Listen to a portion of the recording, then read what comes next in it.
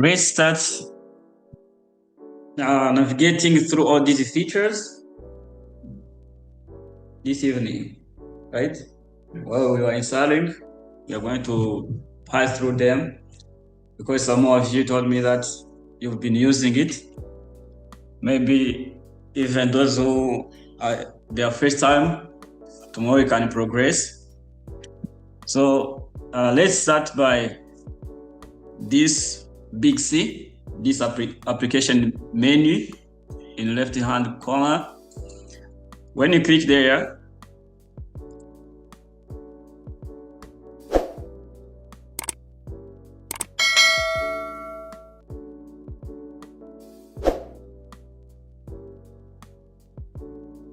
when you click here, we have different tabs. Okay. If I want to open new working space, I'll come here at new. If I want to open existing files, depending on the file, you see we have here different files. I'll pass through here. If it's the DWG, I'll come here. If it's from AutoCAD Web, I'll come here. If it's a sheet, I'll come here. If it is DGN, I'll come here. If it's IFC, I'll come here. Depending on the file, I'll pass through here and open, right? Maybe I'm working on a new document or a new file and I want to save it. There is an option that I can pass through there at application menu and I come here to save it, right? So this is in the case we have existing file, not a new file. If we have a new file, we will come here, we save as, we name it, or maybe we had existing file, I worked on it today and they want to change the name or a version by number, for example, I'll come here and rename it, right? If I want to export in different type of files, I'll pass through here to export. You see DWF, DWFX, 3DWF. Of course, it depends because Civil 3D, it has interoperability with other software, and those software may have one specific type of file that it allows. So in that case, maybe I want to export my file here from here in Civil 3D to Revit, for example, or from Civil 3D to InfraWorks, or from Civil 3D to Navisworks. All those other softwares, they have specific files that they allow to be imported. So depending on that type of those software that you want to share with, you will come here and choose that right file, right? If you want to publish, I will come here. If I want to print, I will come here. You see we have different types of plotters. If I want to set different settings for my drawings, I'll pass through here. You see if I want to set settings for my layouts, I'll pass through here. If maybe I did one file before, then later I updated that file according to the comments that I was given by supervisor, I will come here to compare the previous file and the current file. Okay, this is an option. If I want to set settings or to give like coordinates to my drawing, I can pass through here to drawing settings. For example, if I pass through here, let me go there a bit.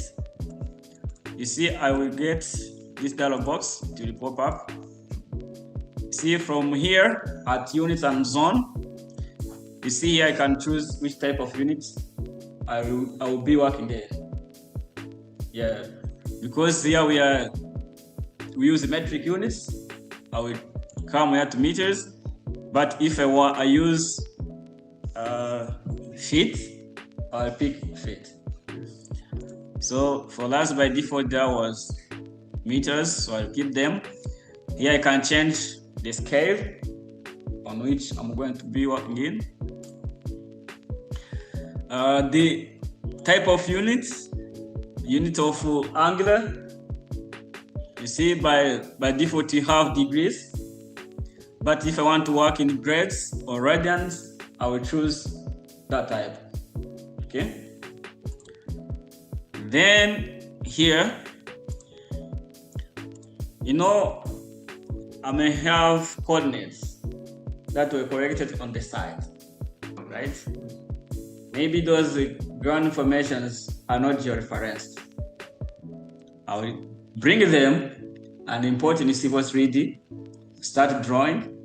But if I didn't georeference those coordinates, later if I want to overlap my drawing on the map, they will fall on the other location. Mostly they fall in the oceans. But by using this tool, it allows me to pick the exact coordinate system.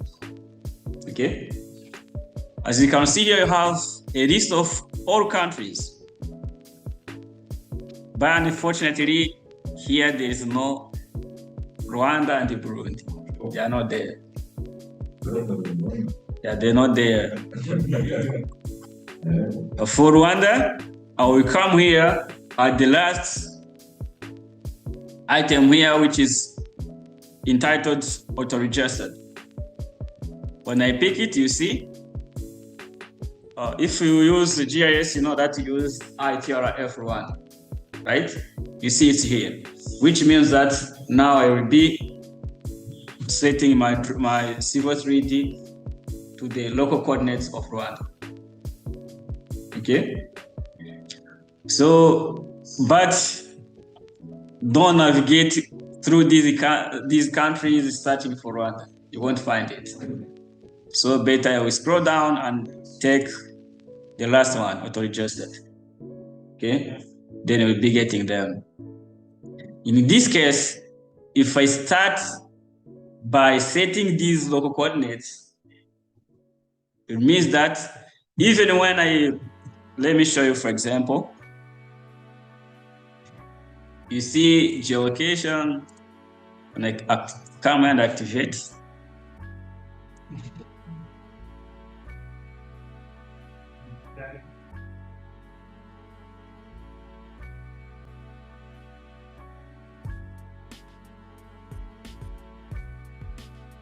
You see the map is popping up, right? So when you are going to import the coordinates, I'm going to show you how we also georeference those coordinates so that they will fall in exact location on this map, right? But if one of them is not georeferenced, it will fall away. So you have to make sure that before we start, everything is georeferenced, either this workspace and those coordinates that you are going to use. So, but this was for all the versions. For these 2025 and 2026 versions, there is another new way where we use GeoAssign. When I type here GeoAssign,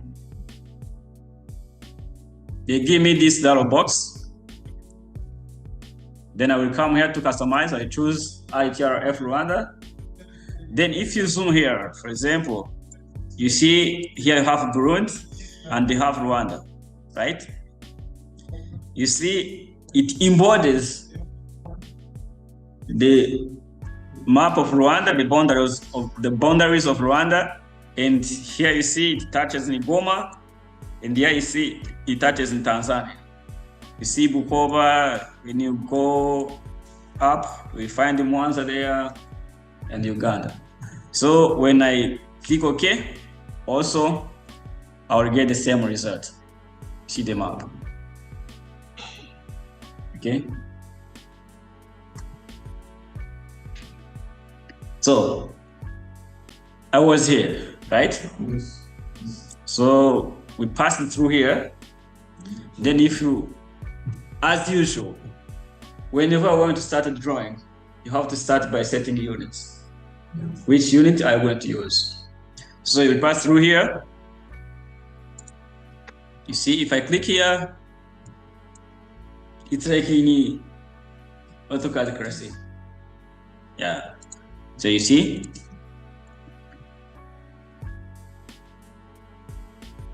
when I come here, you see, I can go to audit. This is used by the consultants, this tool, to audit the drawings and see the status of the drawings. So here there are different options that you can use to check the drawings. So when you come here also, you know, in AutoCAD, it's different from MicroStation. In AutoCAD, you can open different workspaces. So by passing through here, if you don't have numerous drawings that are open, I can close the current or choose to close all drawings. Okay, this is another option. When I come here to options,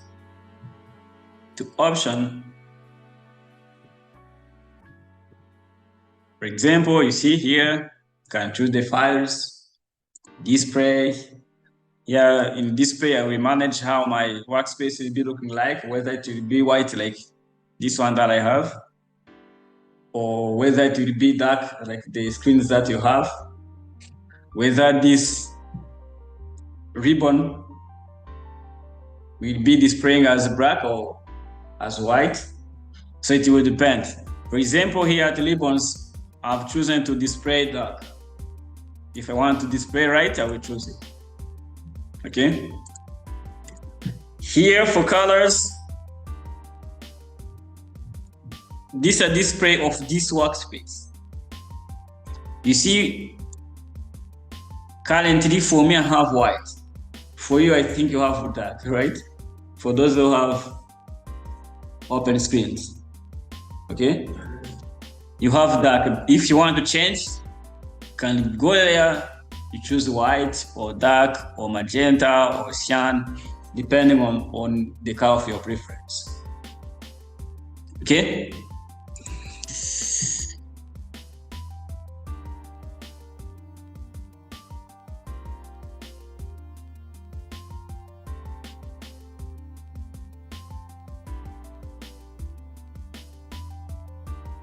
Okay, maybe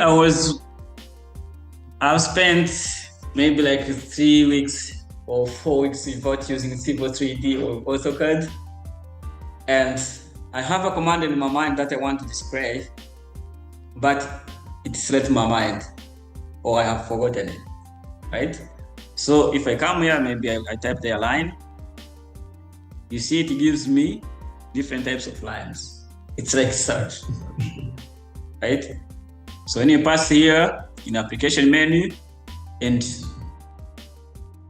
one command have select your mind, you can come there and type there, then to display numerous of them, then you choose the specific one that you want to use. Okay. Here we have what you call Quick Access Toolbar, right? As I said, if you want to open new workspace, I can come here, right? But also without clicking this arrow, I can come here and click. You see, I will open new. As I can come here and click here, then you see, it is opened. So if I want to open new workspace, I'll click here. If I want to open existing file, I'll come here. If I want to save, maybe I'm working and I want to save my file, because I click here. Then if I want to open from web and mobile, you know, there are people who have these apps on sites in their mobile phones. They can pass through here. Or if I want to plot, I can come Of course, here you put there a tool that you will use frequently.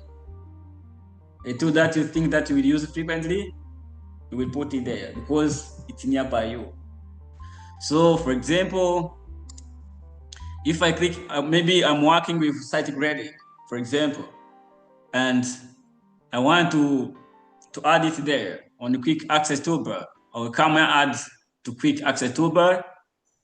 You see it is there, right? Maybe I'm working with AutoCAD and I need layers frequently. I want to deal with layers frequently.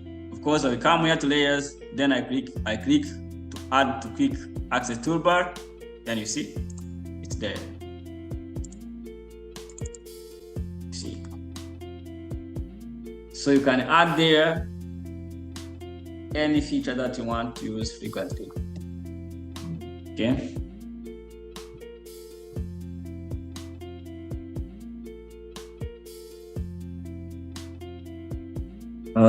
When you come here, you will be seeing the version of Civil 3D that you will be using.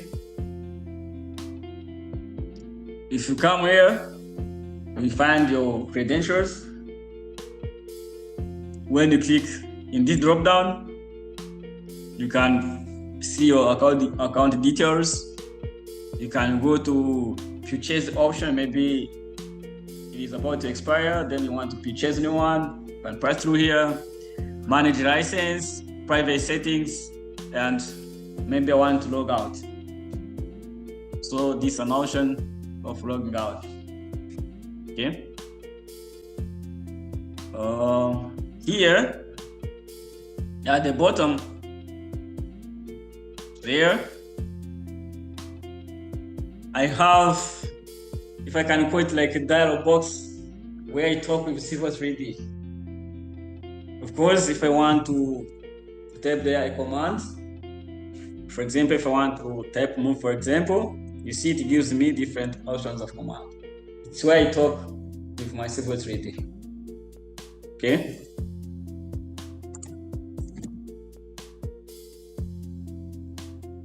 Then I think you are familiar with AutoCAD, then these tools are the same like those for AutoCAD. Okay. If you want to create grids, maybe you want to draw using these grids, you can set the size. If you want to draw like columns, for example, you have a column of 2020, then you can set these grids 20 centimeters, 20 centimeters, so that you'll be using the corners of these grids. Maybe you want to snap the edges of these grids. If you want to snap them, you have to activate this one. Here, it's dynamic inputs. I think you know all these commands, right? So for dynamic inputs, auto mode, if you want to draw a line at a certain angle, things like that. Okay. Now, here we have different tabs. As for Microsoft Word or Excel, you see you have different tabs. Here you have Home tab, Insert tab, Annotate tab, Modify tab, up to there, right? So under these tabs, we have what we call panels. Like here, you see for palettes, you have this panel. To know where the limit of each panel is located, you see we have vertical columns there, which palette all of them. Each panel embodies different commands which are related. Like here you see we have points, we have surface, and we have traverse. Here you have parcels, feature line, and grading. You see, they are things that are very related. You can't create site grading without feature line, right? And of course, they will grade a parcel or a load, but it will be in a parcel. So they are commands that are related. From here, where we started from, we have points, we have a surface. We know that surfaces are generated from the points. And traverses can be the boundaries, or maybe a person, or a certain person, or a certain surface, right? When you come here for design, you see you have alignments, you have profiles, corridors, intersections, assemblies, and pipe networks. Okay? So the purpose was to explain that each panel embodies related commands. And within these commands, we have tools and sub-tools within there. For example, here in this point, you see how different tabs that you can use. Within these tabs, so within these tools, here when you come here, in these arrows, we see that you have sub-tools there, right? We have sub-tools. Not only here, even when you come here, for example, for alignment, you see, when you come here, you see, we have other sub-tools which are hidden there. So when you want to work with them frequently, also, you can snipe them. When you click here,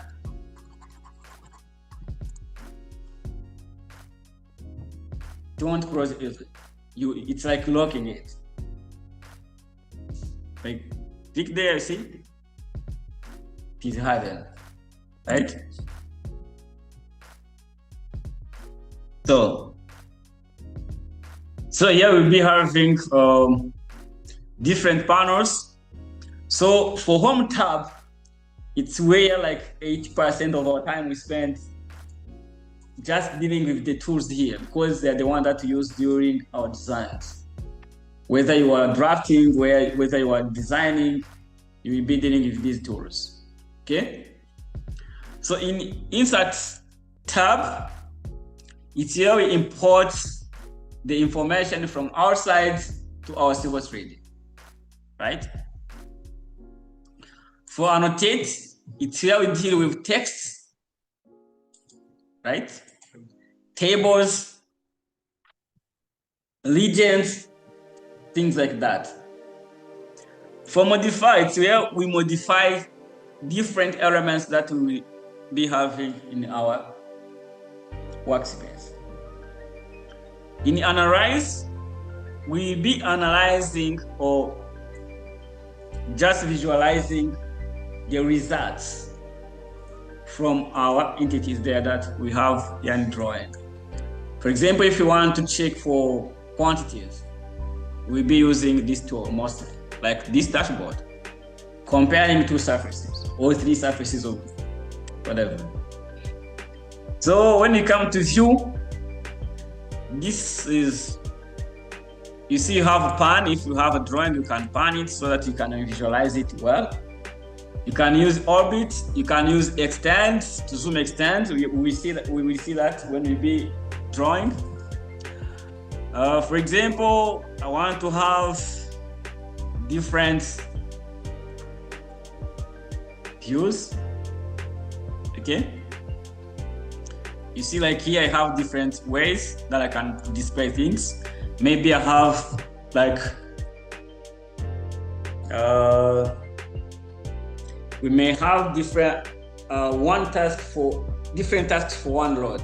For example, maybe you are a draftsman, you are going to deal with details. Maybe another one is going to deal with like safety functions. Then during submission, for you can do like geometric design, and another one will be dealing with detailing of pipe culverts, for example. And another one will be dealing with position of road signs. Then later, you can send all your tasks to me. Then I will grab them through different drawings that you submitted. Then I'll go to put it on one log so that we submit it with all those informations, right? door. When I come here to manage, it's all about managing data. For output, of course, you maybe want to put them on layouts, maybe want to send them in the other softwares, so it will depend. For survey, it deals mainly with surveying works. For layer, you see it's an option that I have here in Civil 3D that you can use to draw layers or to design layers. Transparent is a helpful tool that we use in order to design things with higher precision. For example,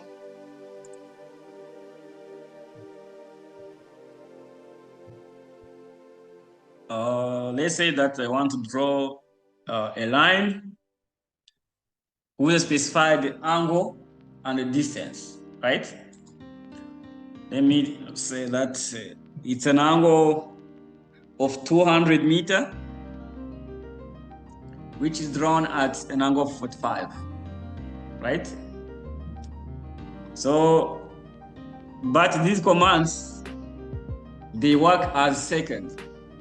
They work in conjunction with those commands from AutoCAD, right? So I'm going to start by line. They ask me to specify the first point. Then I will come here to, I say that I'm going to draw a specified line. It is 200 meters drawn at 45 degrees, right? So I'll come here. I can use this bearing distance or this angle and distance. So let me use this one, for example. You see, they asked me which quadrant. I want it at 45 degrees, but in which quadrant, right? So in this case, I will type 1, okay? Specify a bearing, 45, okay? Then they ask me distance. Then I say 100 meters, you see? It is already here.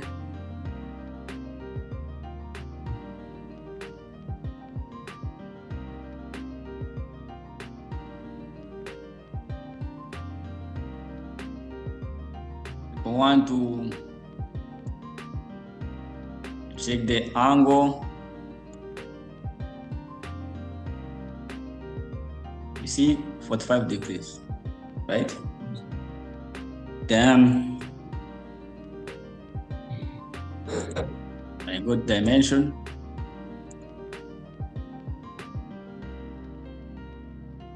meters. Okay. So as those who work in surveying works, we need to draw things at these angles, specify the angles, maybe their traverses. Yes. Of course, I said the unit. It's meters.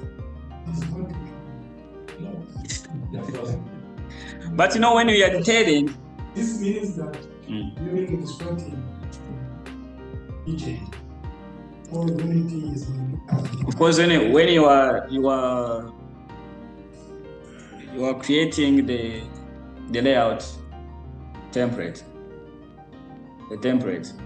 title block, you specify that the units are in meter or centimeters, right?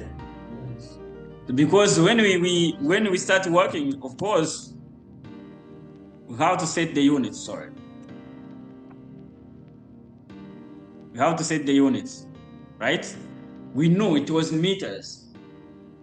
If I know that when I was setting, I put them in centimeters, I will have written 2000. Yes. Right?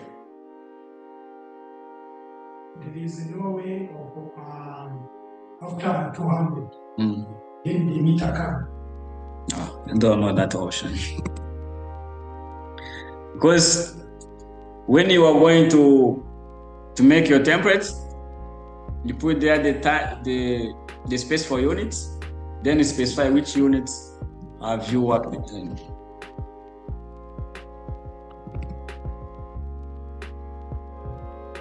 Okay.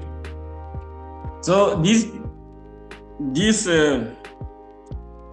transparent is very important. Like this option, station and elevation, it is very helpful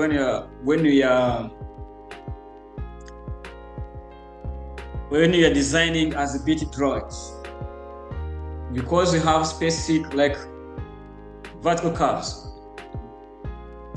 Surveyors on the site, they provide information saying maybe vertical curve starts from this station at this elevation, right? The center of the curve is at this station at this elevation, right? The end of the curve is at this station and at this elevation.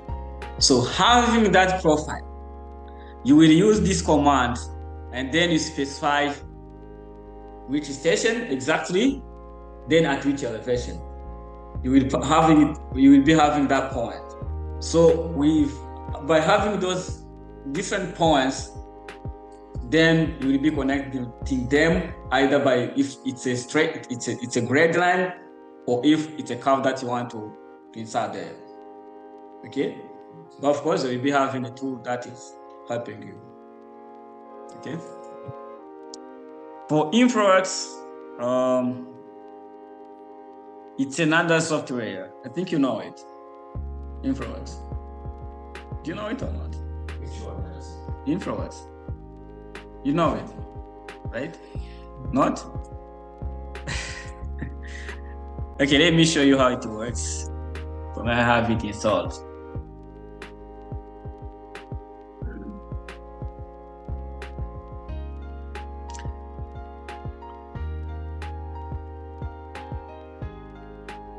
Online people.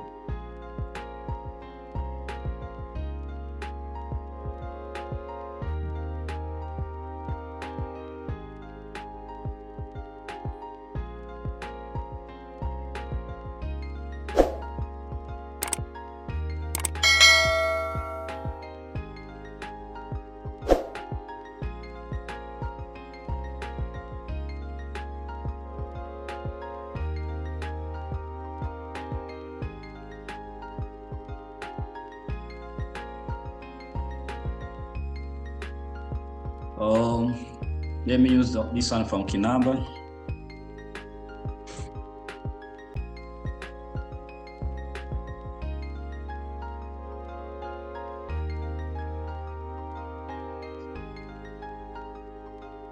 People from online? Yes, sir. Are we together Tanzania, or you are lost? In Tanzania? We are together. Yes, bado sijapata license Tanzania. Waida. Yo, vipi? Uo kaka nasema?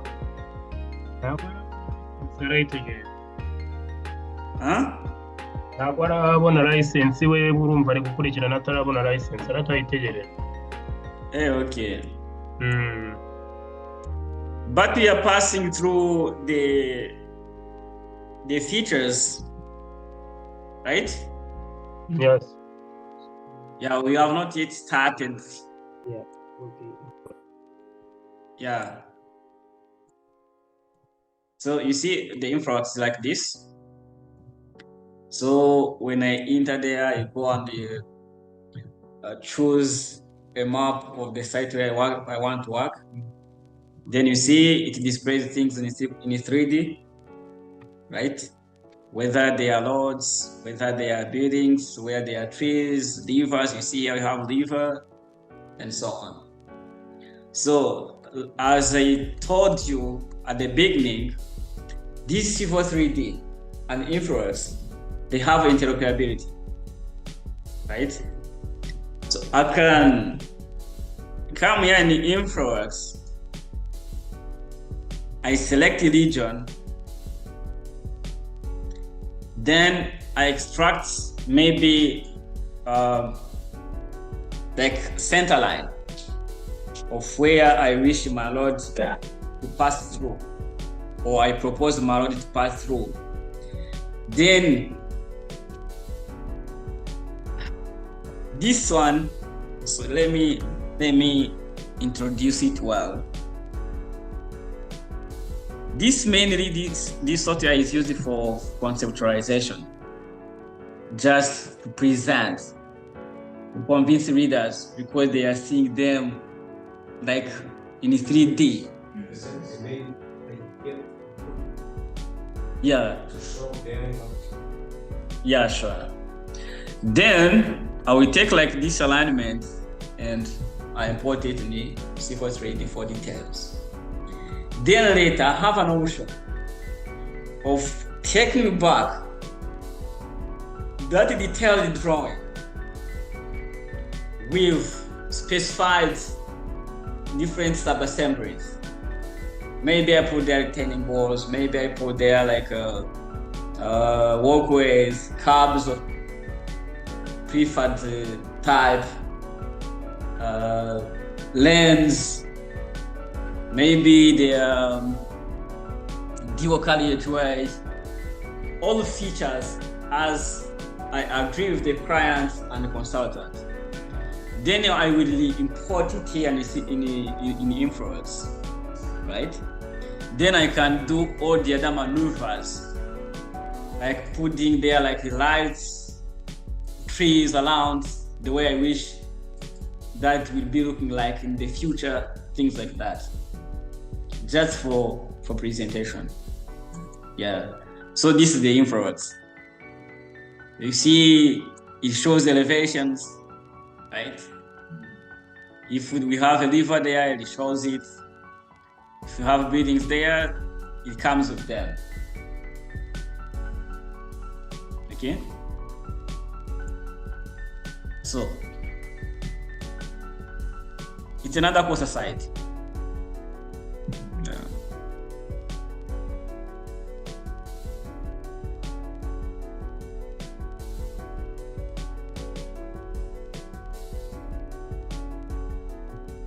So people from online? People from online? Yeah. Are we together? Yes. Okay. So you see, we can launch, if you have it installed in your computer, without opening like the way I did, you can pass through here immediately in Civil 3D and click on launch, it will be open. Okay. If I want to exchange settings, I use this option. If I want to open model, maybe here I'm in Civil 3D, remember? Maybe I exported a file from InfraWorks, then I want to import it to open it here in Civil 3D. So I will use this option. The same if I exported IMX file from InfraWorks, then I want to import it here. Of course, I click here. Then if I have it in my computer, it will come and I will open it. If I want to export, then I have done my things here in Civil 3D and I want to export them to InfraWorks. I will use this option. Okay? Here to collaborate. You know, we are in BIM technology, right? So if I want to collaborate, you see, I have different options to use so that I can share in the crowd. I can do my things here, then later I will share the things that I have designed in the crowd so that everyone assigned in the project can review it and give me comments. Then later I will take them back with those comments, I will collect accordingly, then resubmit again. Okay? You see also, if you have credentials of ArcGIS from S3, you can take your drawing and project them to ArcGIS automatically. From Civil 3D to ArcGIS. But online. Sorry, engineer. Yes. Kintu kiri kuboneka ari kuzizina kuri screen. Izina ryande? Yeah, engineer. Please, Your name? share your screen. Share your Yes, screen. share your screen. Okay.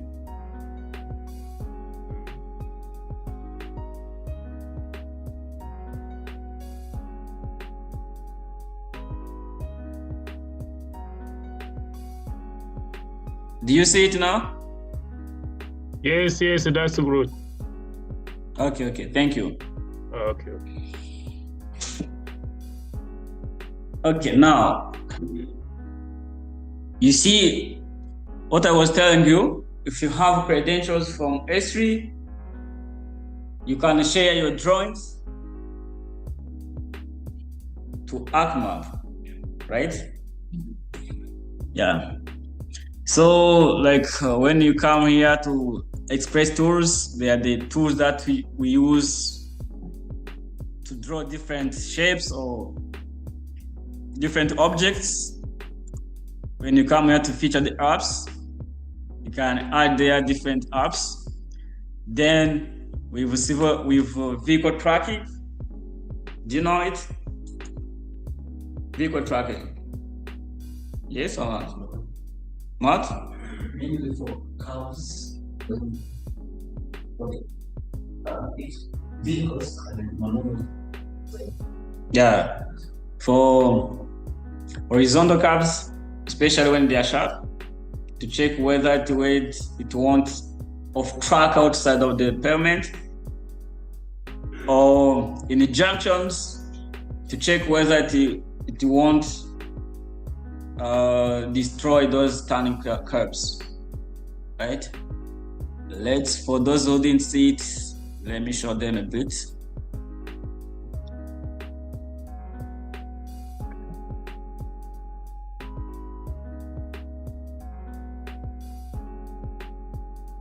Because I'm going to draw them roughly, it will be rough because they don't have any feature to follow.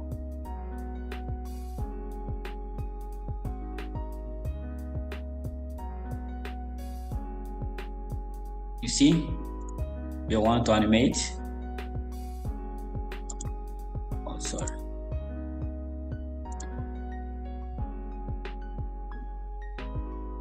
You see, it is moving. Right?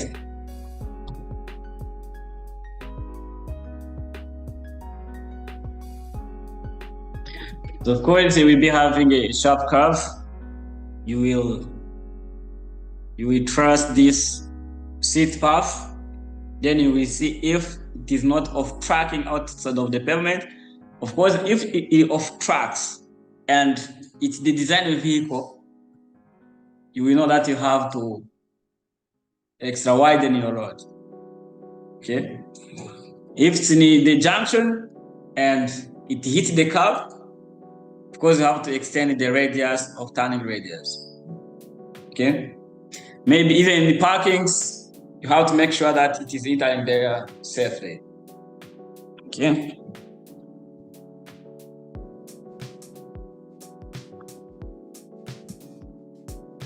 So I think for here we are done.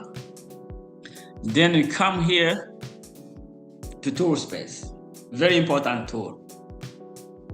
This tool space, it has 4 tabs.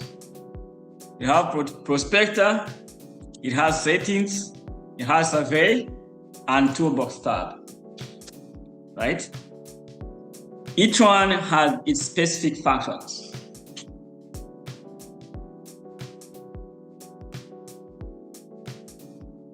If you come here to prospector, you see it has archaeological order of how things are imported in civil 3D.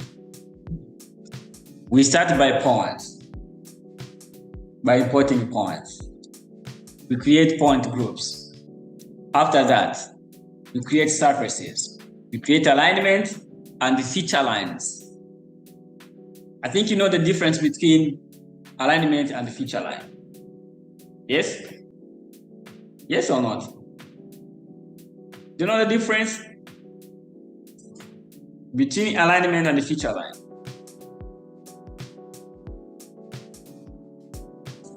Yes or not? Can you explain? Okay. For alignment can be created in different ways. For example, if I come here, you see these are different ways of how I can create alignment.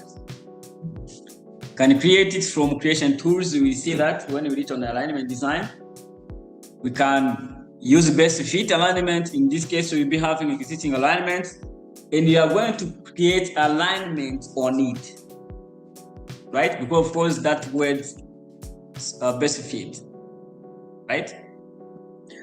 Then when I come here, I can, if you've used the cover this, you start drawing polylines. You inside their curves according to the standard that you are using, right? Then of course the same here applies.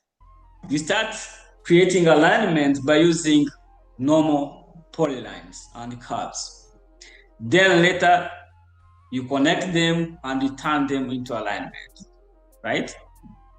So with these different types of alignments, we create them through the surface, then it gives us the profile. Okay. Then for feature line in other words, you can call it like it's an intelligent tool. Feature lines are the one that you use during the site grading.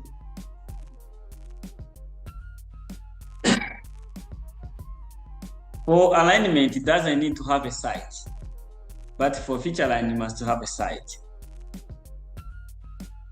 Okay, you can assign it your elevations. You can assign it elevation from the surface. You manipulate it the way you want, right? Okay. You see, you have sites, you have catchments, you have pipe network. By using Civil 3D, you can create water supply system or sewage systems, right? For pipe networks, of course, they are the one that you use for sewage. For pressure networks, they're the one that you use for water supply. Okay. We have bridges here, but the one that you have there, here we have two types. For me, I prefer to create our own features in Subassembly Composer, because it's where we can customize our things the way we want. Because the one that are here in the bridge, they are sub-assemblies or assemblies that are there by default. So by using Subassembly Composer, we can customize our own features the way we want them.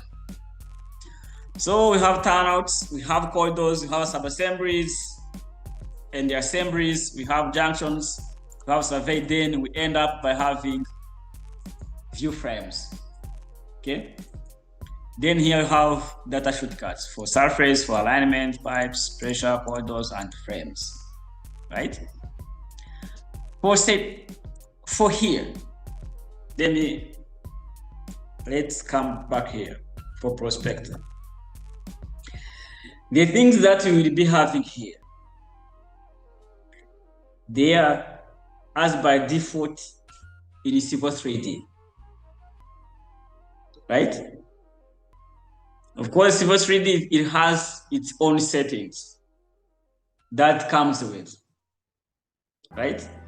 So what we will be having here in the Prospector tab, they are the one that are in Civil 3D by default.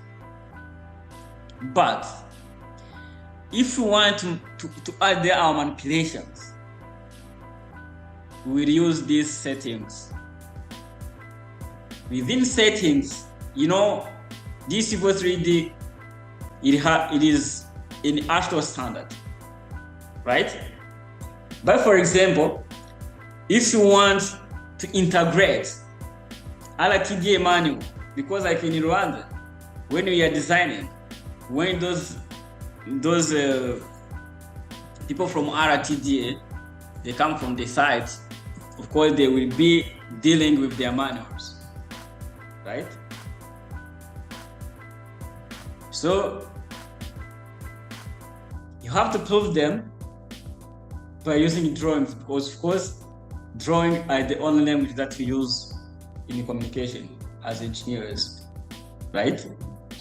So you have to prove them that your alignments are conforming with the local standards. So, and as we know, the way they are here, by default, they are customized to AutoCAD standard. So if we want to integrate those local standards there and assign them to the alignments, either the horizontal alignment or vertical alignment, of course we'll use these setting tools. We will see that, right? For survey tab, actually it's not only those standards, even the labels. Maybe I don't prefer the labels that are there on my drawing as they are by default. Maybe I want to customize my styles, right? My colors, the way things display. Of course, I'll use this setting term. For survey, we are going to see that soon, but currently have like 5 ways of how we can import our drawings in Civil 3D, right? For me, 4 of them, whoever that I meet with, whoever that I train, I don't advise them to use them. And they are the one most people use, but they have disadvantages. By importing the ground data through survey tab, using survey database, you are sure that your information has integrity. None is going to change them, because the data you import in this way, they are not here in this software. They will be in the folder outside. So none is going to edit them the way he wants or she wants, right? Secondly, by importing these coordinates in this way, you are going to have an option of georeferencing them, so that when you need, for example, after design, the consultant is going to ask you the shape files to check whether, or to check where the offsets or the external limits of the corridor are going to be passing through, to see which building is going to be expropriated, right? In that case, some of them maybe they are not familiar with Civil 3D. They are going to need shape files so they can use GIS, right? So in that case, if you didn't import your coordinate this way, they are going to fall apart. And of course, you provide those shape files after you completed the design work. Then after that, they find that your drawing, your shape files are falling far away from the site.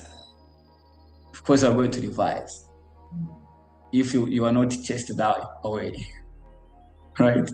So make sure that you use this way, right? So another one is this one, Toolbox. This is where we create reports of everything that we've done here, right? So I think that's all for user interface, except if we have maybe challenges. Some of them we are going to use them during this training. Many of them we are going to use them. Here, as you can see in Civil 3D, of course, when you come here in the settings, we have different user interface that you can display. You know, Civil 3D is built in 3 stages. Number 1 is this drafting and annotation, right? Number 2 is this planning and analysis, which incorporates the maps. We can say that it's AutoCAD map, if I can say like that. Number 3 is this Civil 3D. We all know that this has like intelligent tools. Like, you know, in surveying, when we were learning traverses, whether they are open or closed, you know how long we spent on calculations. But here, by using this traverse, within 1 minute, you'll be showing all those results that you've been calculating for 3 hours or 4 hours. The angles, the distance, each and everything, and they will compile the report in like 2 minutes. Okay? So, I think by now we have passed through all these features. People from online? Patrice? Yeah. Are you there? Yes, yes. Are we together? Yes. Are we together? We are at the same page. Yes, yes. Okay. The one with a PC, which is entitled user. I don't know the name. What is the name?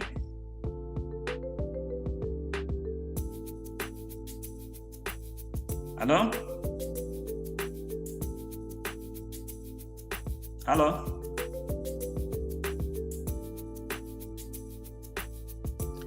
People from the online?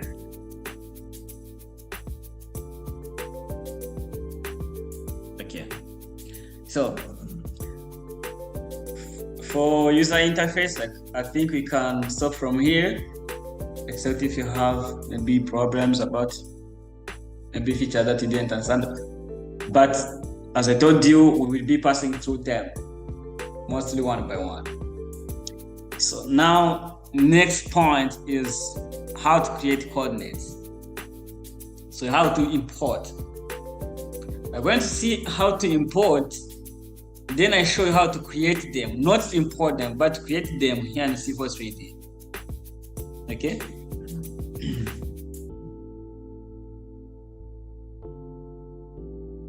The first point of how to import them, you see when I come here you see here in the tool space. When I click there, right click, then I click here to create. I will get this dialog box. I think those who have used Civil 3D, you know it, right? This is the first way.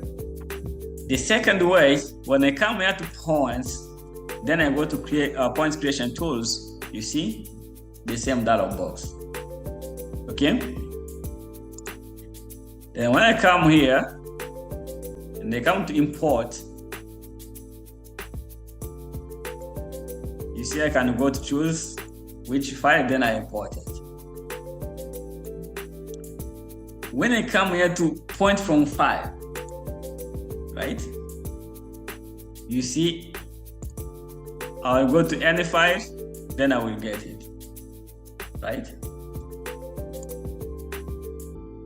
Another option is when I come here to prospect, I may create a surface first before I import the coordinates, right? Let me call it EG surface, of course.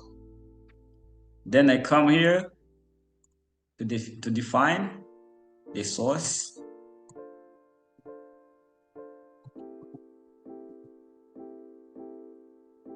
Then I come here to point file.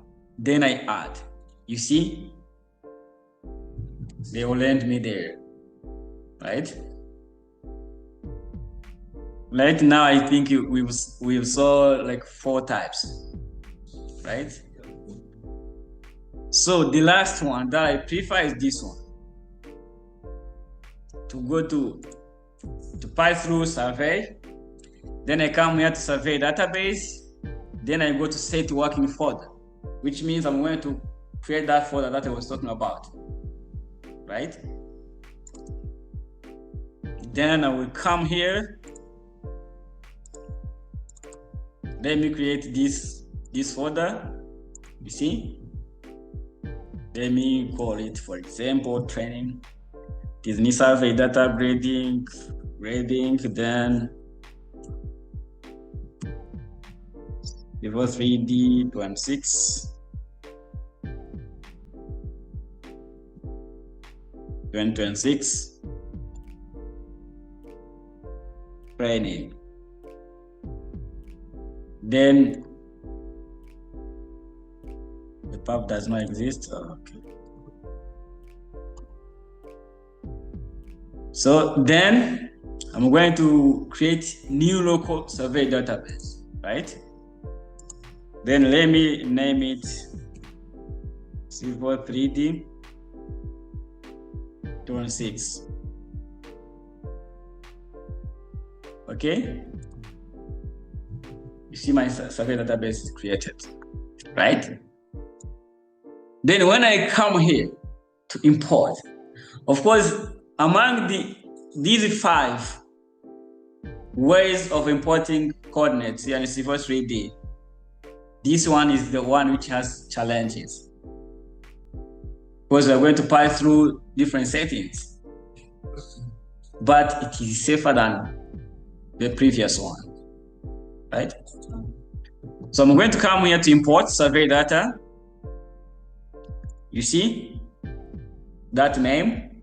Then I go to edit survey database settings, because I'm not sure what's there, right? When I click here, I will get this dialog box. Then you see in coordinate zone, there is none, which means that there is no coordinate system assigned to this folder or to this database, right?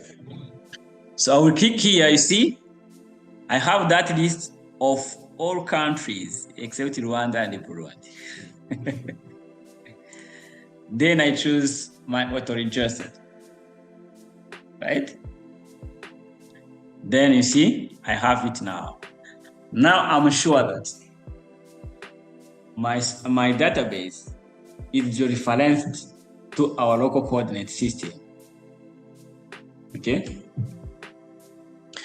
Then distance, it will be in meters. If I want to change, I will change.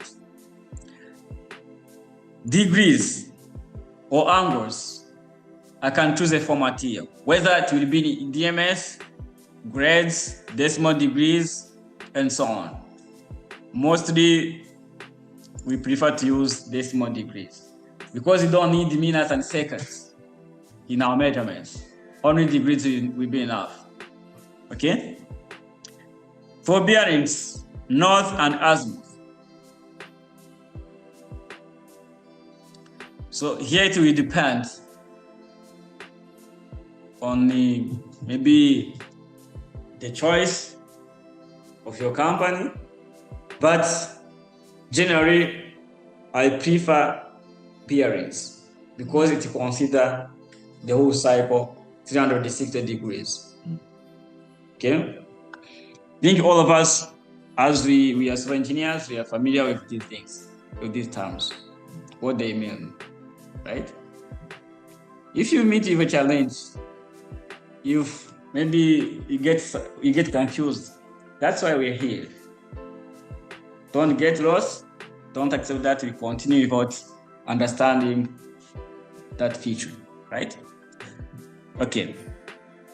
Here for temperature, we have different units. We all know, but here you can pick Celsius. Then here for pressure, you can choose millibars. Okay. So you see, these are the precisions for angle. How many digits after unit? For distance, how many digits? For elevations, how many digits? So you can modify them accordingly. Okay? It will depend on you and the company settings. Okay? Then all of these, you will check them. Then I click OK. I click next. Then I come here. Of course, you will check here.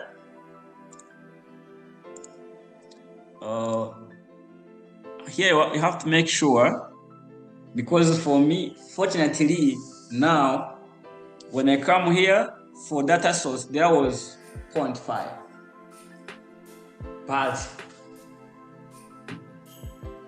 you may find there another source of data. So depending on the source of data, you have to choose the source that's related with it. If you pick a wrong source, you won't get it in that file, even though you know that it's there. Okay? So you see here you have 0.5.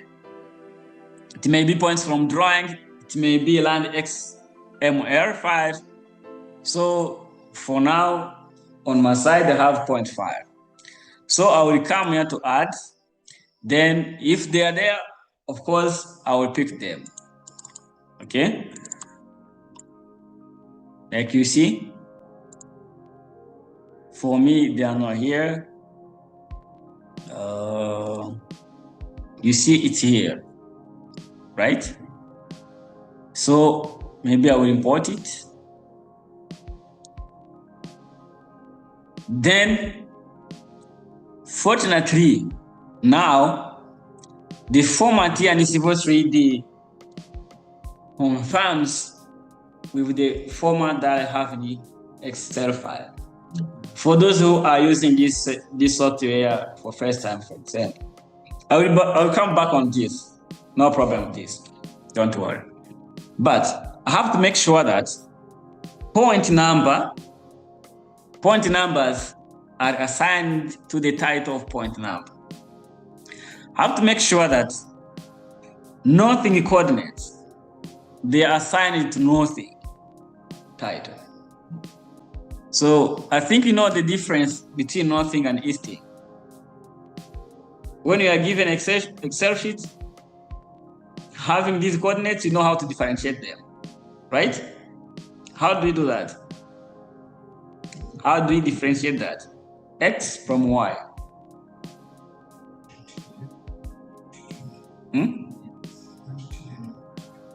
Yeah, I understand, but how are we going to differentiate? We'll be having values. How are we going to know that one is X, another one is Y?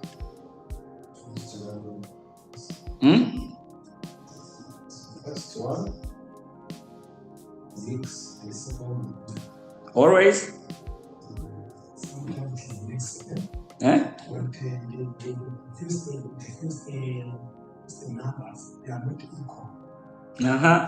How many are them for X and how many are them for Y? For one, I think one range 24 digits. 24 Digits. degrees. Degrees? Yeah. No. I mean,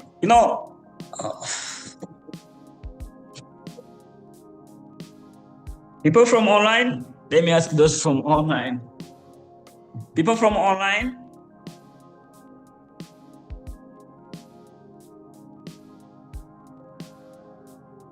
People from online? Hello?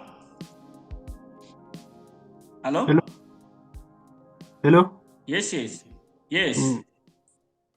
I was asking, suppose that you are given an Excel sheet, right? Yes.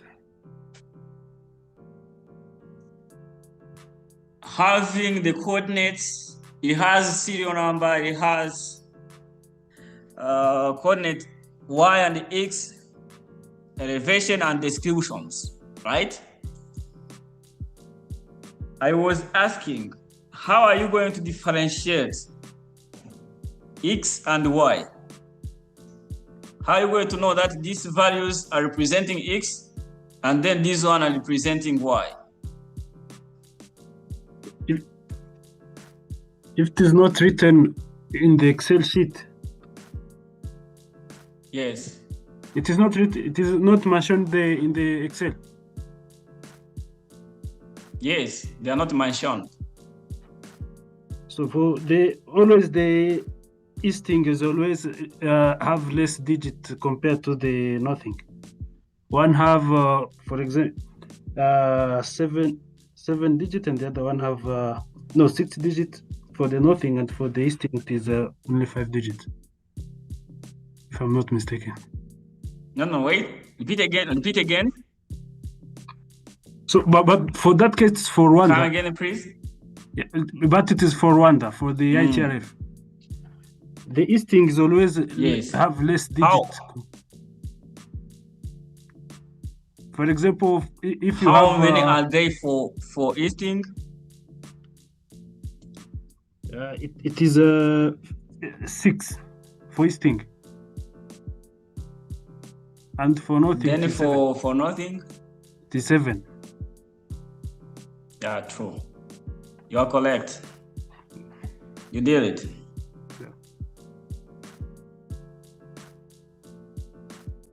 Yeah. Here. And no one have idea of how to differentiate them. This thing says limit. That's right. Yeah, it has. You see here. Look at here. Let me rearrange them in a correct way. You see here you have easting, here you have nothing, right? If you count these values, they are 6. Then when you count these ones, they are 7. Okay? Yeah, always here in Rwanda for ITRIF.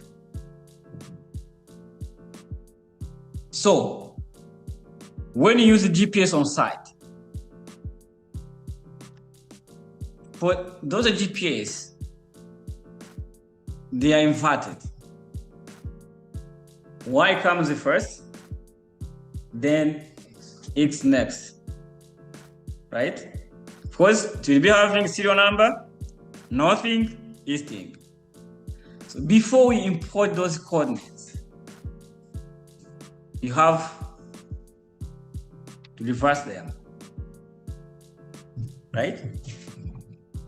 Because, hello? So you have to make sure that they are well aligned, like this. Then you click next, then you come here, you see, you have to make sure that these 2 objects are checked, right? These ones. Because, for example, if this one is not checked, they are going to be imported in Civil 3D, but they won't display. And of course, if they are not displaying, how are you going to draw? You won't do your design. So you have to make sure that all these are checked. Okay? You see even that format that I have chosen, each and everything, right? Then I click finish, for example. So you see, they are here, right? Excuse me. But what if you forget to check those 2 boxes? Is it easy to back on that toilet and recheck it? For me, I go back. I go up to import, yeah. The whole process? Yeah. No, starting from here, it's all about starting from here. I go back in next, then I import.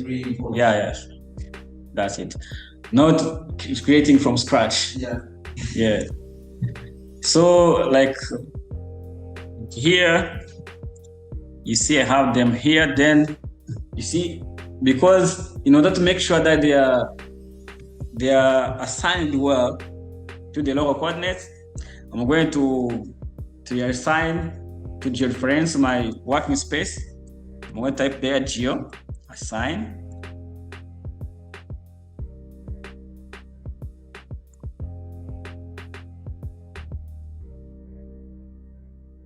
Okay. Then I come here, I choose RTF.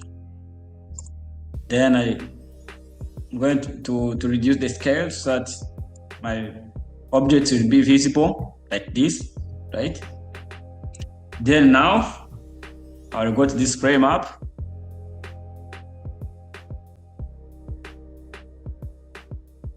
I have to wait a bit because that map is very big.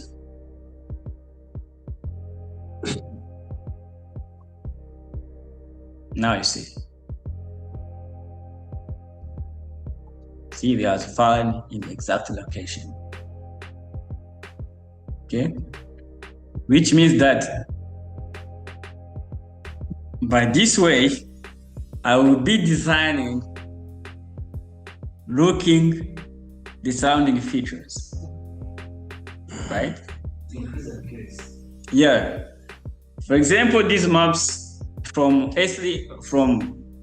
these maps from Big Map, they are out of date. But when you have your hot cake, you can buy what you call AutoCAD. AutoCAD we provide the real-time maps, which shows you even the building that was built in this month will be available there, so that you can make sure those boundaries that you are designing, those boundaries of the corridors, the side dish, if they are attaining goals, and they're going to hit those features that are there, so that you can shift the alignment before you submit your drawings, so that they will reduce delays of the project. Because when you go to sites, we start checking, we find that the road is following the existing features. You're going to go back to the office to modify. By having these maps with existing features or surrounding features, it will be helpful, so that you will submit final product without revisions, which minimize delays, of course, with effective cost delivery, right? So by now we are sure that, for example, let me show you what I was telling you. Like, if I draw this line roughly, maybe I come like this. Okay, let me do it like this, where it's rough. Oh.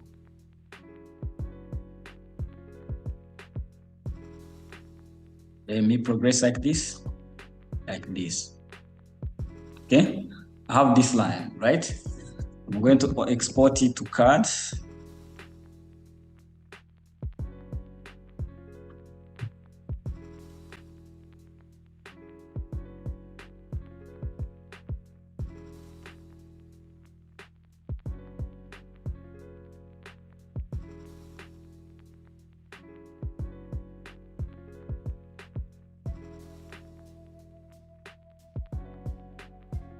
So we're going to open GIS.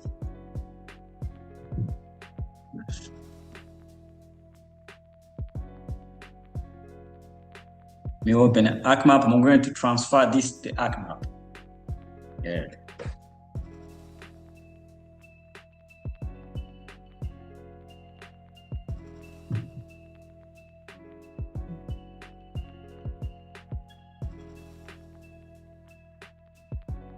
Okay.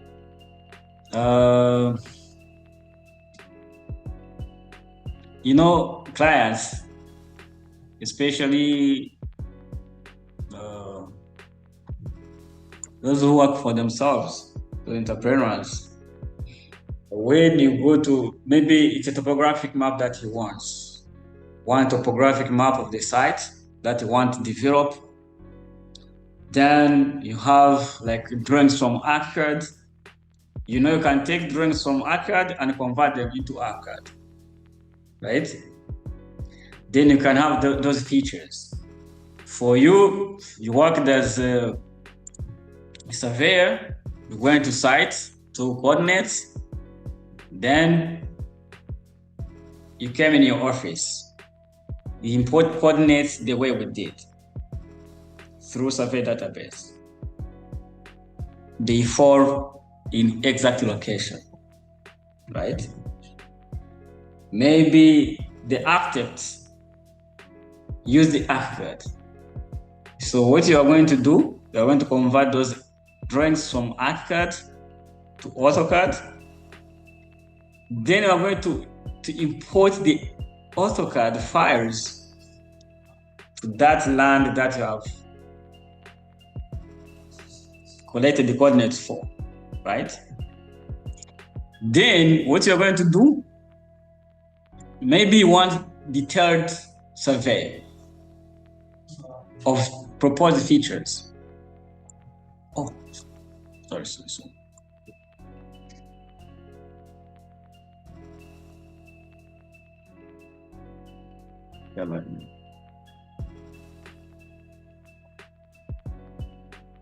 Okay, maybe you want that map of proposed features. So what you are going to do, you are going to take those AutoCAD files, convert them into AutoCAD. Then you are going to take those AutoCAD files converted, you're going to overlay them on the site exactly as he wishes, right? Or she wishes. Then after laying them on exact location where he wants them to be read or to be built, you are going to send those files to ArcGIS, right? Then you can vectorize over them, giving them the name, the exact names. Then you are going to provide a detailed map of proposed features on the site, right? So you get the point, I think.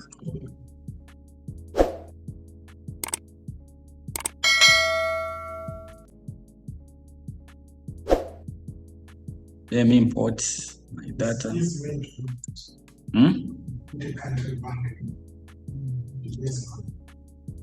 Yeah.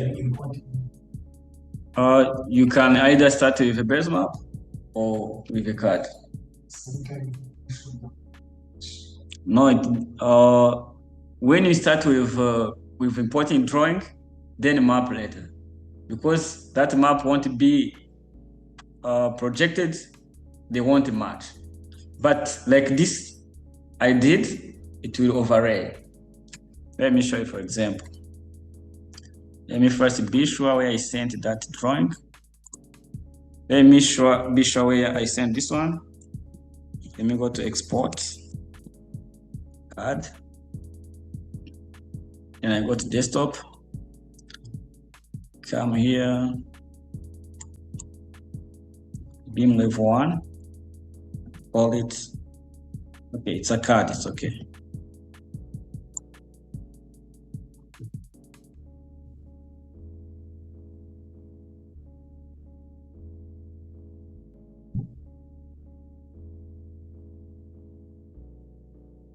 You search for beam level 1.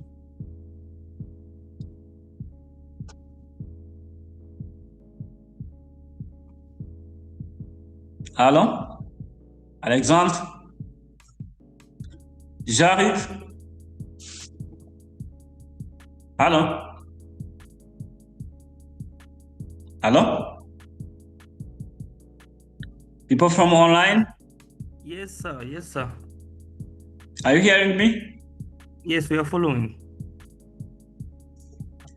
And we are the same page, not following only? Yes, we are on the same page. I'm just having small network issues, but it's okay. I'm fine. I'm following. You are following. Hmm. That's good. That's good. Okay, let me remove all those issues. So now we have our imported coordinates, right? So let me create a new workspace. I'm going to keep it here, right? I'm going to create a new one so that before we proceed with this data, I'm going to show you how to create our own data here in CFOS 3D. Or I can use this one either, no problem with that. Let me use this workspace. Okay?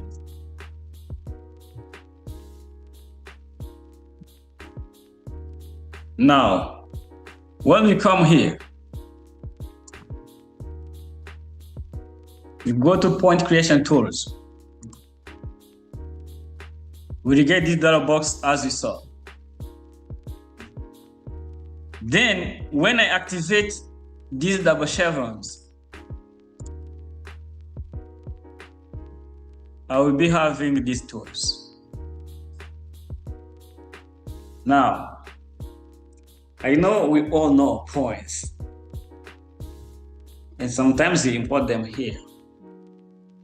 But what we are going to do right now or during this session, I know maybe many of you, there won't be new things for you. But what we are going to do here is to dig deep, to understand. If I want to manipulate my things, where am I going to pass through? It's like to unlock your powers to navigate through each and every feature here in CFOS 3D as you want. If I want to assign this style, where can I pass through, right? So you're going to start by coordinates. Now, what we are going to learn here, we are going to see the layer, where it is laid, how we can change those formats that we were talking about.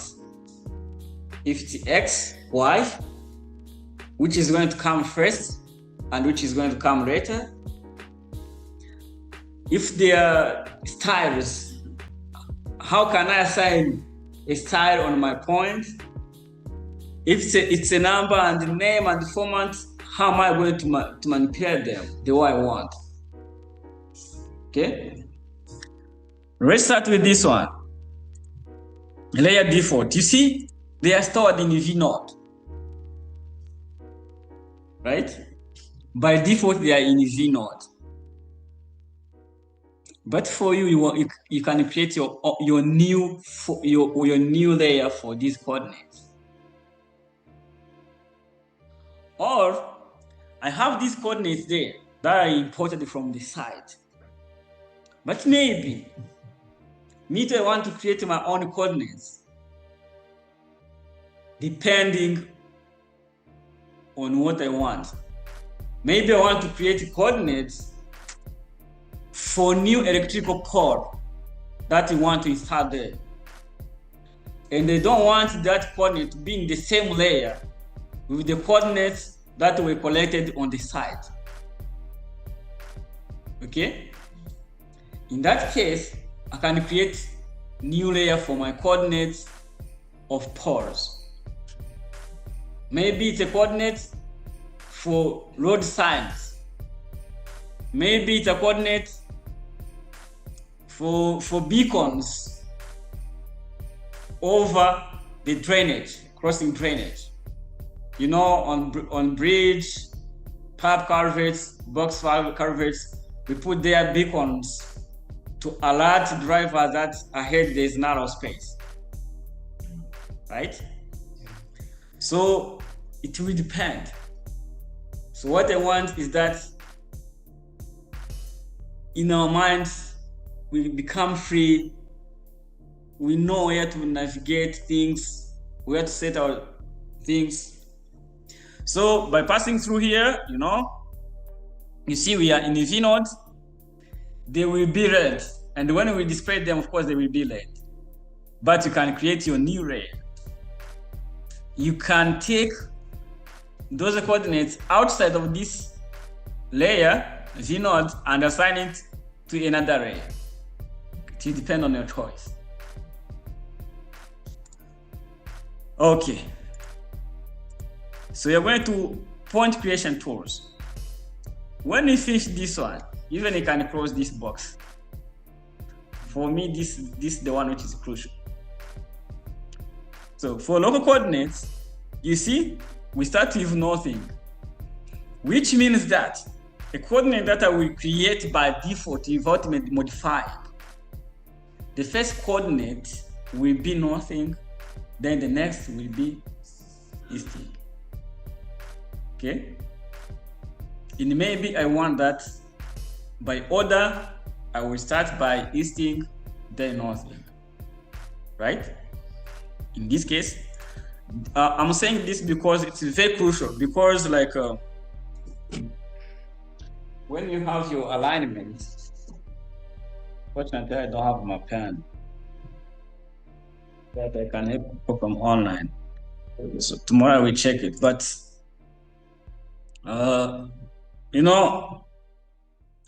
when you go to site, as you can see here, let me display this map again so that even the people from online can understand it.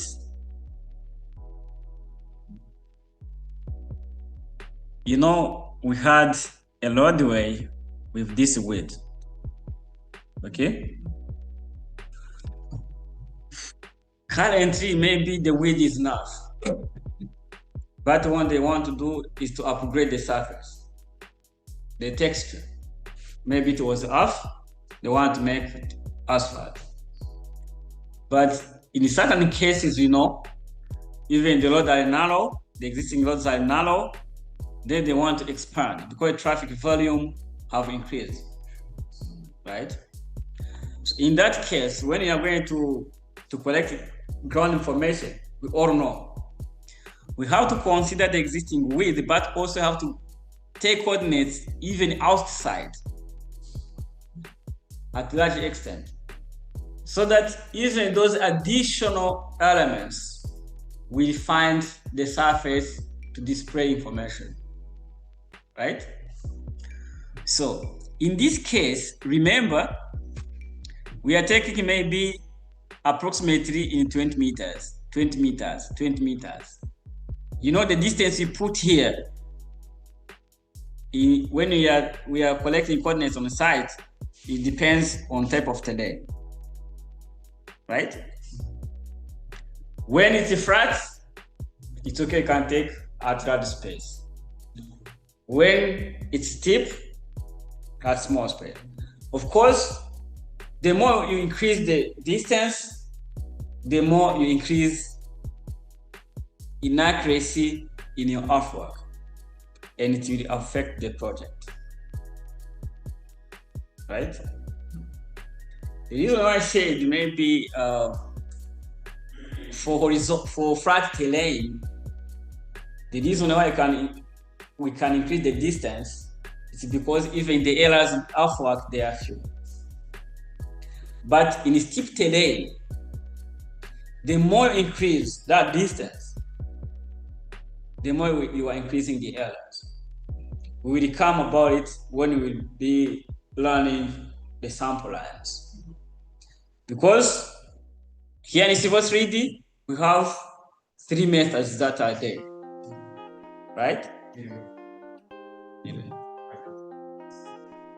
We have sinusoidal rule, we have trapezoidal, and we have average area, okay?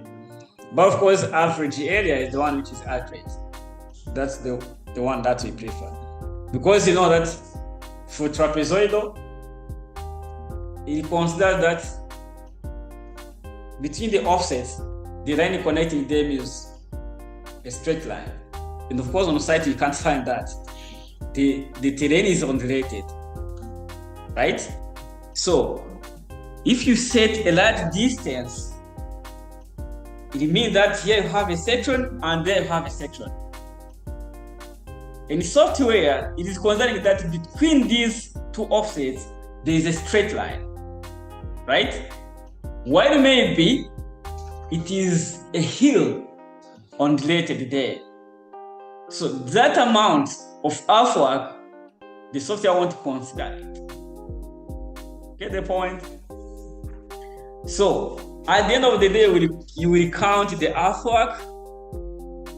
During the planning, contractor will plan the cars that will transport that soil mass to be cut or to be imported, right? He will estimate the amount of vehicles, estimate the fuels that they will consume. At the end of the day, he will find that maybe there are few, he estimated the few, or he can't count it more. Either, if it's not the client who is going to lose, it's the contractor. And there will be claims. Those claims will delay projects. They will be searching for amendments, right? So in order to avoid that, during the design, we have that responsibility to analyze which type of terrain, what is the accurate distance to put between stations, so that we make sure that those inquiries that can arise during execution, we minimize them at least, we mitigate them at highest level, at our best, right? Well, of course, all of us know that for large projects, the cost lies in 3 items. Pavement structures, layers, drainage structures, and the earthwork. For pavement structures, because go from online, Patrice,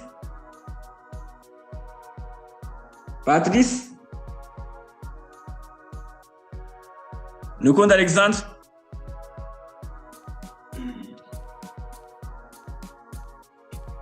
Allô? Nukundo Alexandre.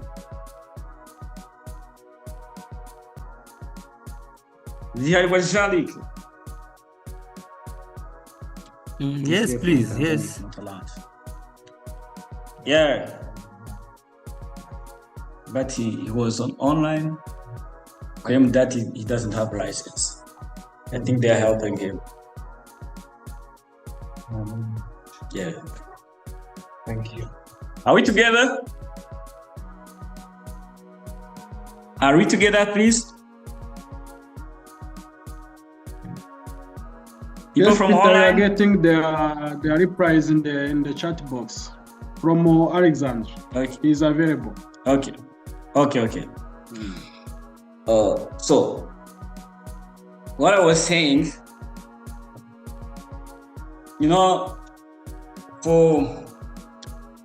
for pavement structures, we can't do anything about it because it's a result of traffic and subgrade. For drainages, also it depends on hydraulics. They give the dimensions, then for the cost of those structures, nothing else that you can do about it. But things related to earthwork, it is solely our responsibility. Okay? It is solely our responsibility. So there are 2 parts. Knowing the manipulation of this software is one, but also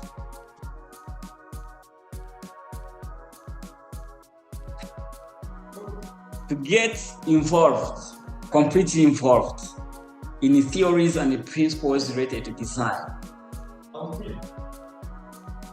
That's what we are supposed to be familiar with first. because this is a tool which helps us to deliver those calculations, drawings in a quick way. But those outputs are based on what? On design principles. That's why you have to be familiar with those standards. And it uses even engineering logic. Because what's in standards, of course, they're in the books. But we all know when you go to terrain, sometimes terrain dictates you to adapt on it. But you adapt on it by applying those engineering principles, right? Making sure that whatever you are doing, the project is safe, but also at a minimum cost, right? So, first of all, you have to be familiar with design principles. So this is a tool. You can be dynamic with this software, but without those principles, you won't be a good designer, right? So what I want to say, even though we collect this information at a certain distance specified, we are going to provide alignment. Then with that alignment, we are going to put their stations, right? If we put their stations, it's not an implication that always the station will fall in these coordinates. Maybe it may fall here. It may fall here. Right? It's like here, there is no coordinate. And at the end of the day, we need to make a report showing the coordinates of here in the center, right? So that's why I'm teaching you to combine these coordinates. Because at the end of the day, you're going to make a report and you will track the coordinates within the center, even though software does it automatically. But that's what I'm telling you. If you don't know the inputs that we're going to give it, it is going to give you what you have by default. And what it has by default, it's this. So you have to be familiar with software and those design principles. That's first. So, like here, you're going to change listing nothing. Here you have grid nothing. We change grid listing. We come here to latitude, longitude. We change to longitude, latitude. Here, so it means issues related to X and Y, we have solved. Here you have X and Y, Z description.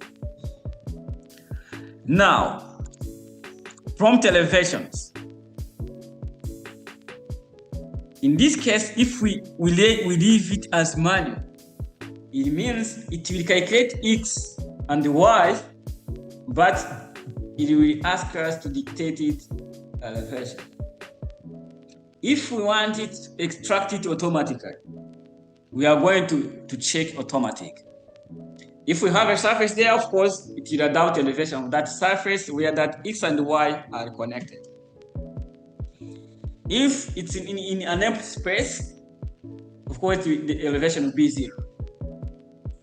Because there is no elevation that is adapted, right? Even here for name, if we keep it manual, of course, it will keep asking us which name. For description also, how to keep automatic so that it won't ask us anything. When you click somewhere, a point is going to be created automatically. Then here for default elevation, you see it is 0. If you want to put there any number like 100, of course, it will give us 100, elevation of 100. Okay. So when you come here to styles, you see, if I click here, I check.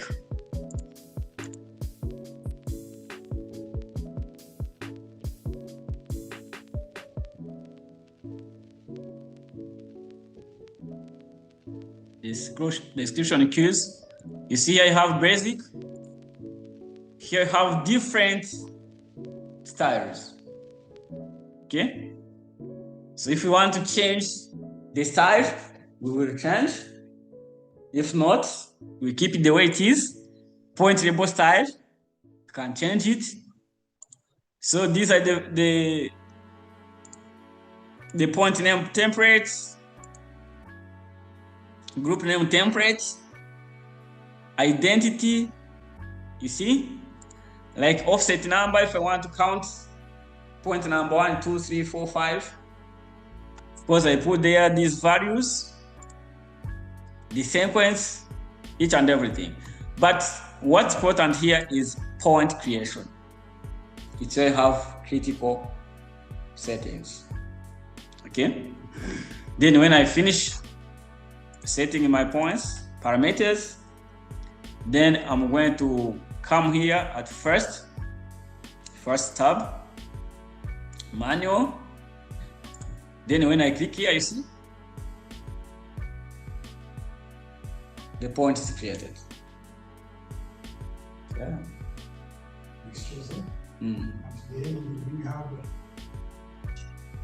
Yeah, it will be there. But similar courses are on YouTube already. It will be recorded, it's okay. It is being recorded, they will edit, it's not my task. There is a video editor, you edit it, maybe put it on YouTube. But also similar courses are on YouTube. I've delivered almost like 4. If you want them even now, you can search them, it's okay.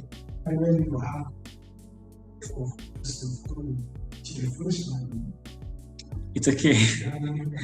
I hope they will be there.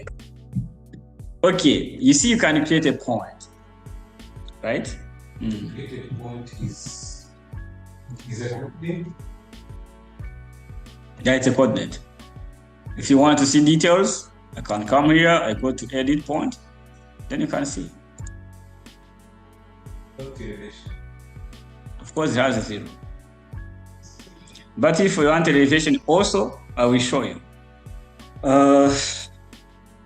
As your colleague asked, for X and Y,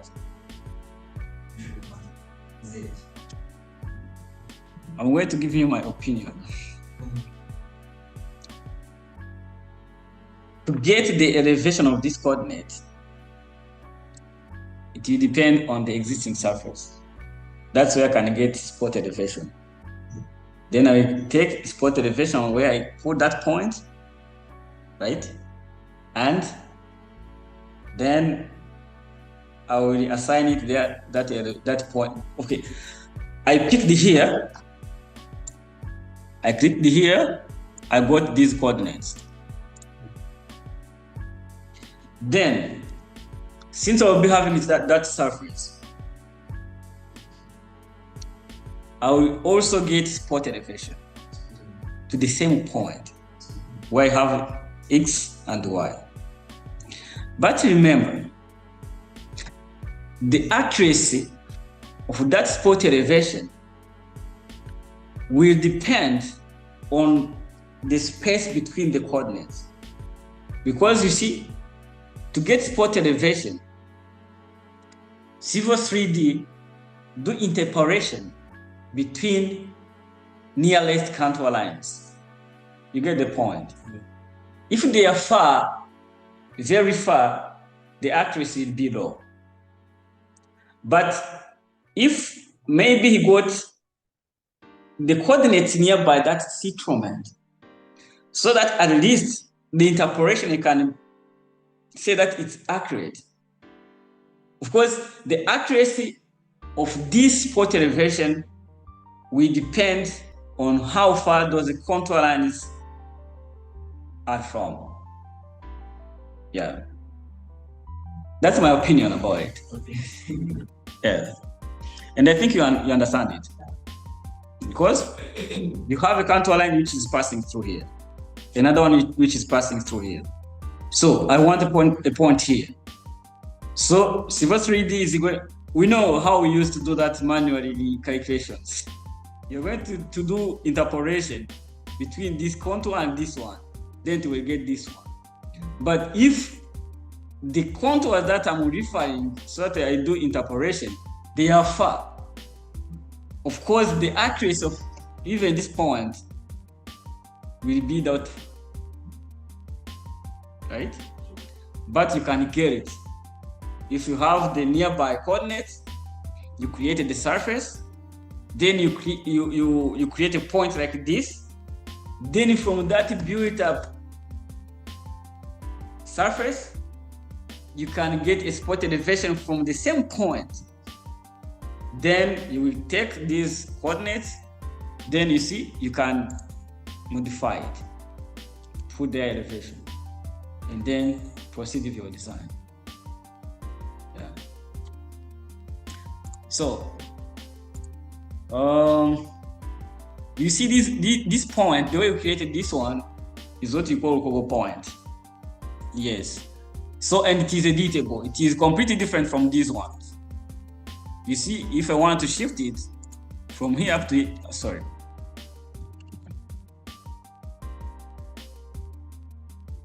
I want to move it.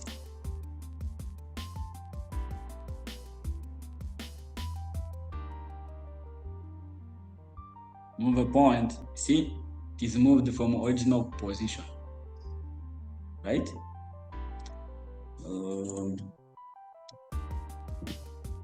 But for this case, see, can't move it. So it is not here, it's in the folder. Get the point? That's why we say that integrity of this coordinate is at high level. Even when I click here to edit, you see, you can't edit it. Right? You can't. But when I come here to this one that I created,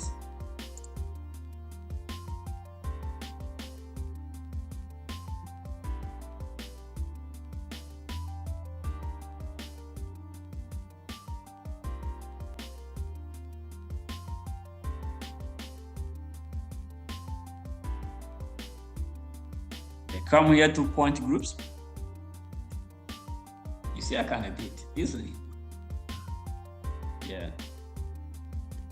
So this is how I can do it. Then I think we know what you call point style and the point label style. Do we? Huh? Point style and point label style.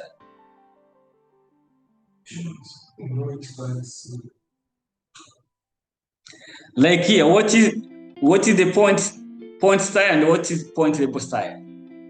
For that example there on the screen. At your opinion.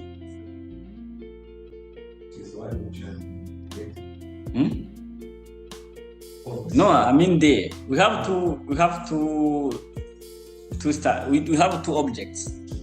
With that point, I have two objects. One is style, one is point label style. Style is that X. Style is that X? Then? Label style is that one. No. Yes. That's true, you are correct. Of course, a style is that X. Or a marker, a style or a marker. Then label style, of course, that is a label. You have a marker there, and you have its label. Right? The label can be moved. Even the marker can be moved for whole points. It can be changed. It can be changed. automatically. For this one, you saw that when I come here to edit points, I can edit label. Even you see for X, I can edit. Yes, you can edit, but when it is moved another point, you can't be changed. Like here, let's show you. Position, no change. Let's see. You see here we have 887, right? Here you have 4430, right? Add digits behind.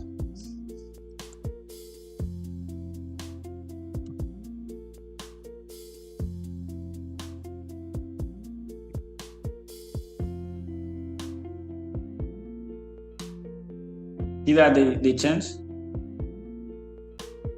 Here you had 887, right? Here you had 4430. You see they have changed.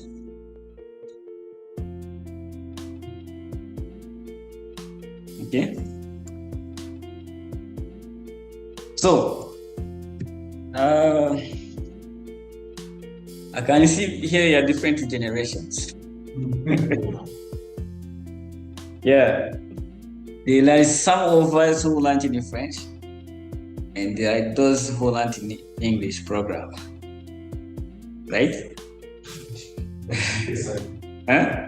And those who have both. Yeah, even those who have both, who pass it through both. So, in a few years ago, there were conflicts on site. Some who were using French, and the others were using English. But I think currently our engineering is being modernized. Respect between people came. We are living harmoniously. But a few years ago, it was a very big issue between Francophonies and Anglophonies. Right? So, what I wanted to talk about, it was a joke, but what I wanted to talk about,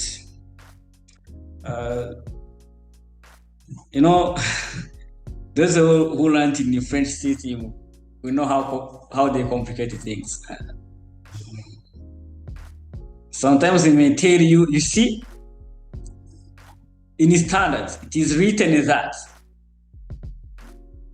all ground information must be in green color. You know what? So I don't want to see these coordinates looking like this. Right? That's how it changed. No, what I'm going to do is to teach you how to change them. Maybe it's not a matter of system. What you are going to do, maybe it's not about a system, but it's company settings, right? Maybe the company that you are working in have set their annotations. The text format, maybe fonts. They want you to adapt on their settings. They have their template that you have to respect. And as you saw, this one I have here, they are from C4 3D as default. And they want to adopt on their things. Yeah, I used that example just to show you how can we adapt on someone's styles in a case. Yes. So I'm going to show you how we can change them here in C4 3D by default, but also I'm going to show you how we can create even our style. Okay. So by selecting this one, I'm going to pass through Prospector tab. I go to point group. I will go to all points. I will go to point properties. Okay. Point properties. Then you see we have different styles. The one you have here by default, it's basic. But what if I want to see how benchmark is looking like? I apply.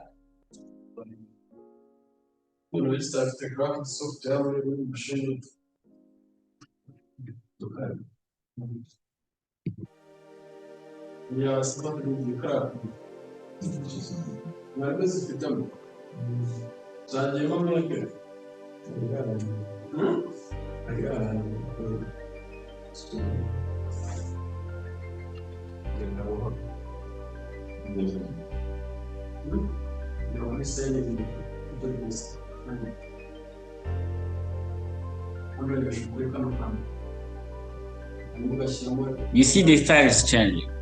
Yes.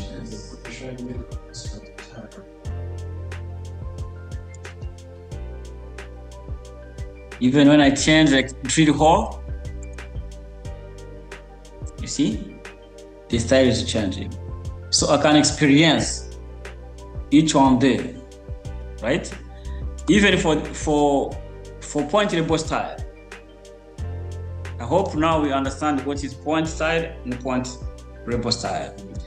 So by default, I have there point number, elevation, and description.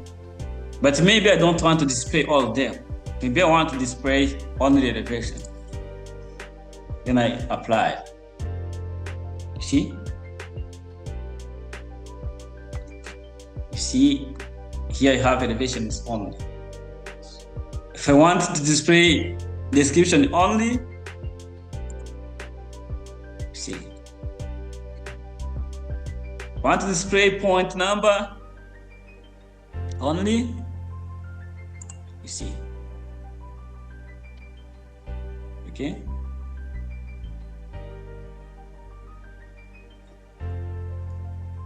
So now, these are there by default.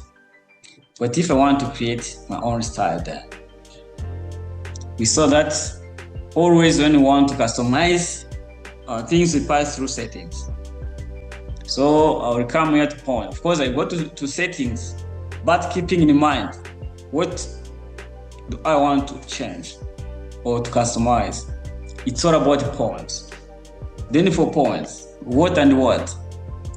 Let me go there first. It's a point style here. See, those are point styles there. Then I'm going to click, click, new. Okay. Then I go to information.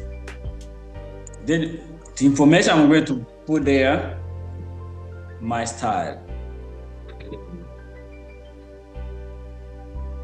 Because I choose my style, you can put there whatever you want. Then this is the name that will be having, as here I have cut basing, bound, benchmark, basic, things like that. So when I finish to create it, it will be added in the list. So that when I import coordinates, whenever I import coordinates, I can assign that style to my coordinates, right? So I come here at display.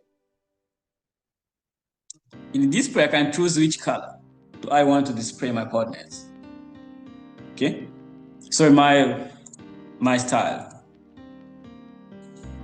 Then here for marker, you see I have this X. I have this X.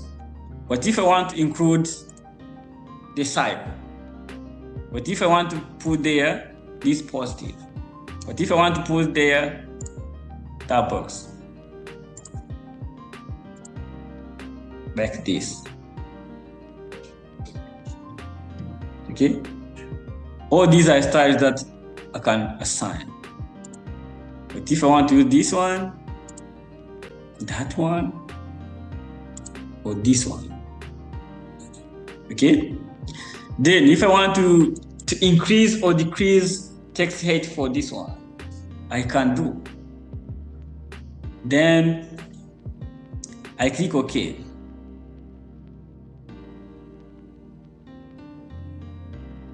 You see it is already there, right? Then to assign it on my coordinates, I'm going to come here. I will go to my points. Then I go to edit. I will scroll here. You see, 4-point style. I have style. So I'm going to click on this node. The first node, I scroll down here, this bar. Okay. I will select Shift. I will press Shift, then select the last one. Okay. Still holding it, I'm going to click somewhere here. Then I'll come here and choose my style. Then I click OK. You see all points are assigned to my style. Then you can see.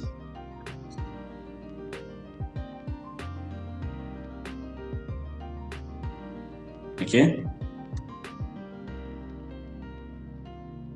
I think it's simple to apply.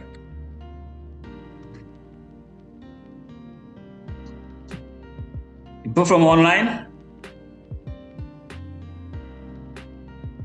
People from online? Yes. Hello? Yes, yes. Sure. Are we together? Are Yes, we yes. together? Yes. Okay. Okay. Thank you. Okay. Another thing. Suppose that we are here at this point. You see the only label styles that you have here. Number one, description only. Number two, elevation description. Number three, elevation only, northing and easting, point number only, point, elevation description, then point and description.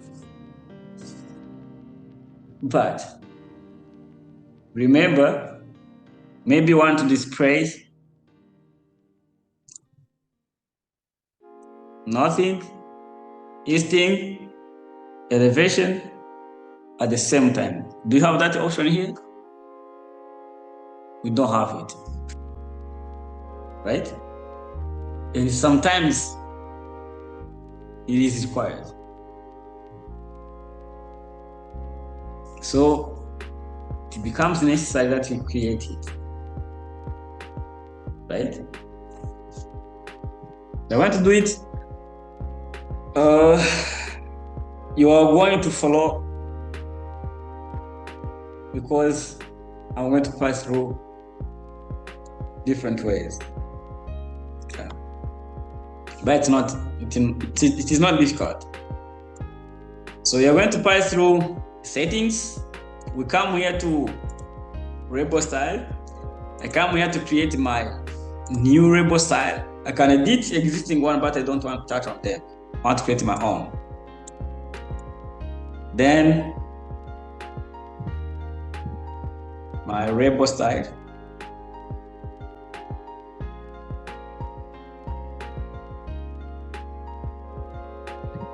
Style. I go to layout. Here, by default, I have point number, elevation, and description. We said that we are going to create northing, easting, and elevation. So it means the one that are there already that you don't need, you are going to delete them first. For example, number is not needed. Description is not needed. We need the elevation only. Even this elevation, I can't delete it. And the menu is blank page. Okay? Then, I can create a new text.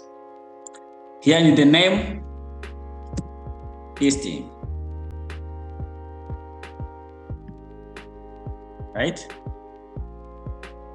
New text, nothing.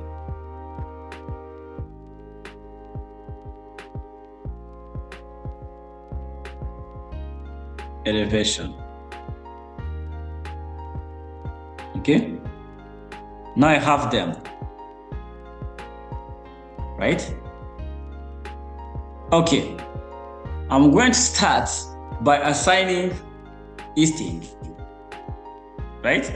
Because now, when you come here to contents, you have their label text. Right? So I'm going to come here to components. The properties, sorry. I click here, then I choose easting. Right? Then I'm going to push it in that box. Okay?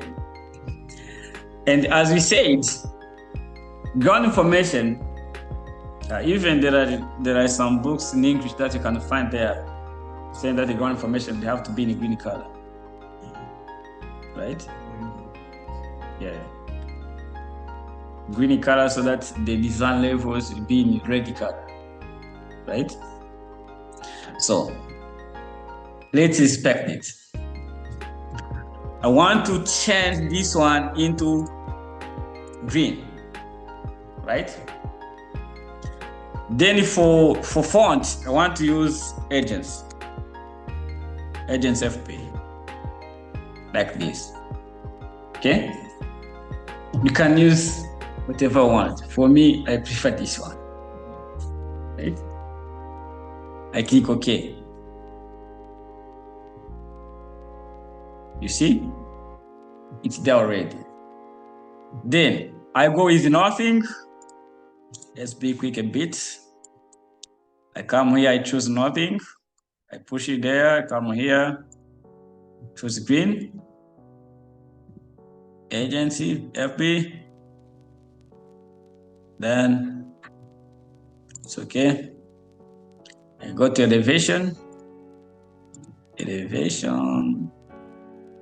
I select point elevation, push it there, green, agency. Okay?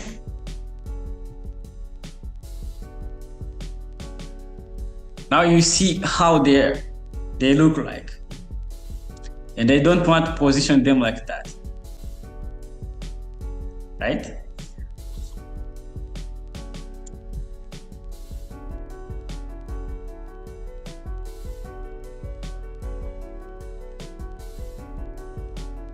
Because I want these values to be on right hand side of this marker as it was before, right? So I'm going to start from elevation. For each offset, I'm going to put there like 14. Hit X.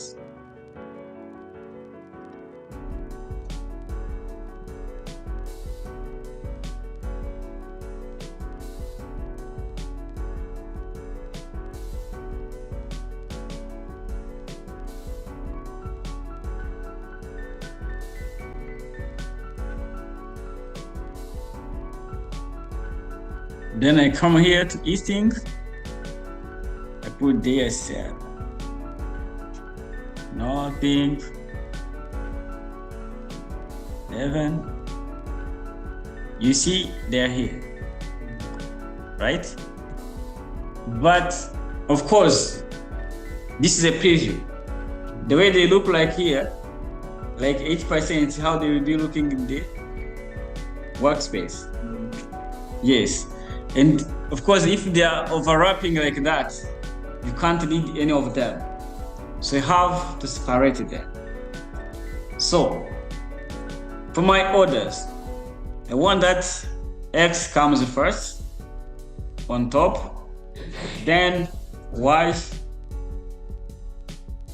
with the marker, then Z below. Okay, so let me start by easting. I put here like 6. You see? Then -6. You see? They are separated. Right? Then I click OK. Also, I come here again. I go to Edit.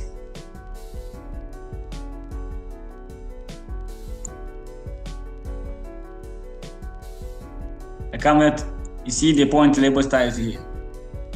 So I click first row.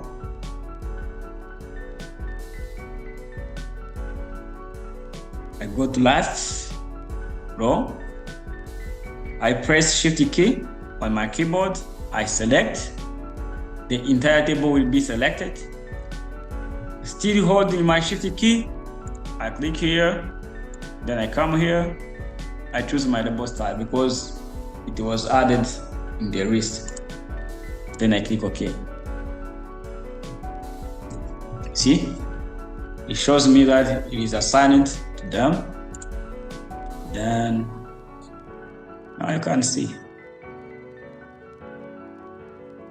So the preview lied me. You see? It is so I need to do retro adjustment. Yes. So I will go back to settings, come here, edit my style. Then I come here to this one. Let me put there 14, for example. Nothing, 14.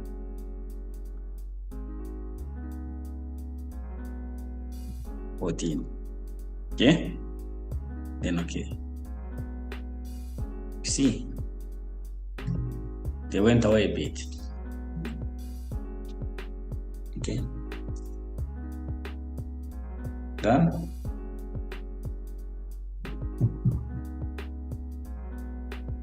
So now, for coordinates,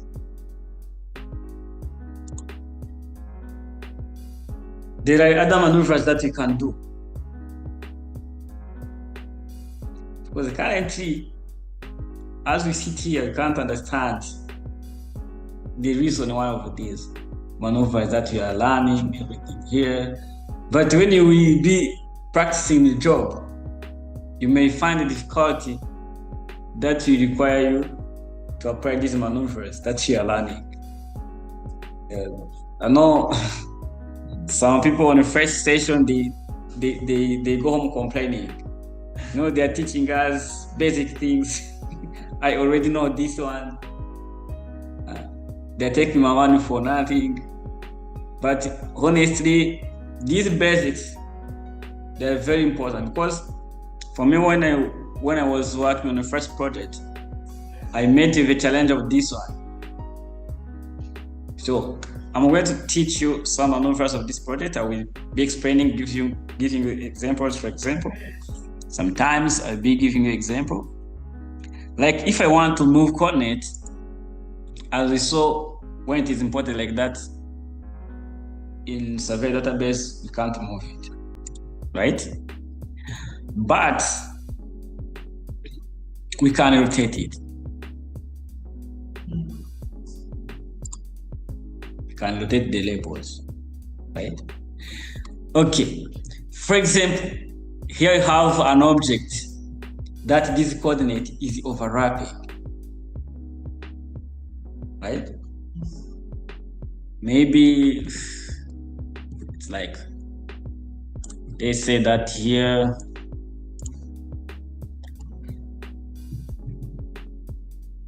manholes, they have size of 0.6, for example. Which command did I use? Let me use this one, 0.6, 0.6, 0.6. we know we may have manholes of 60 to 60, right? And for example, is positioned here, right? And apart from this, maybe you want to offset it, like manholes. Sometimes they are built in the band bricks to be having a thickness of 20, right?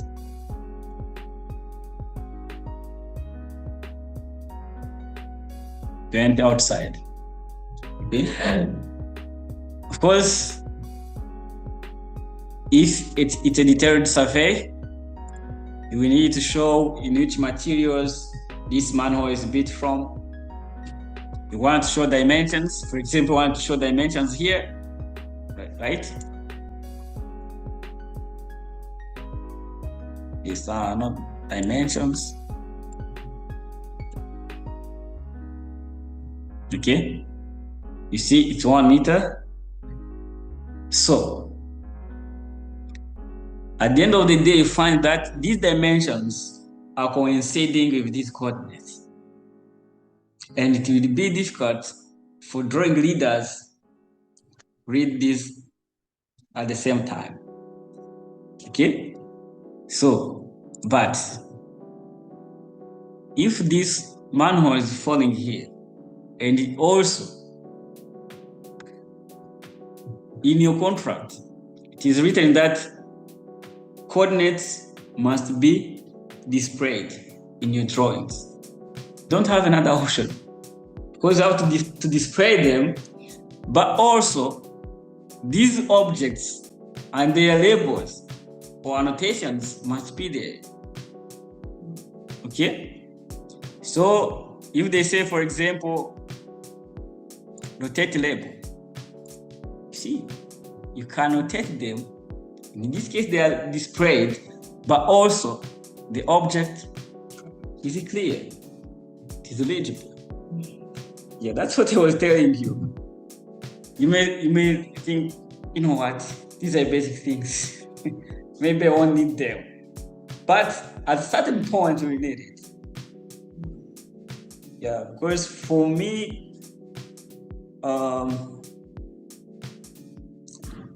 there's one project that I did.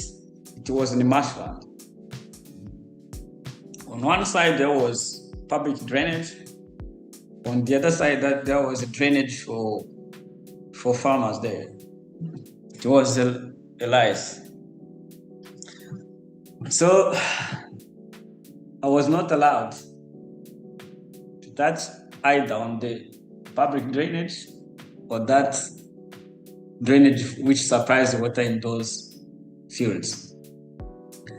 And I had to show other TDA consultants that my road didn't disturb any of those structures. And I had to display these coordinates. And of course, I had to show the offset between road boundaries and drainages. So of course, know how else except to use dimensions. And dimensions were colliding with these coordinates. So in that moment, if I hadn't these skills, I would suffer. Yeah. So you see, it is very important.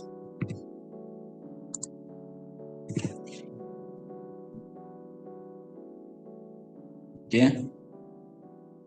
You see, I can rotate it. Oh.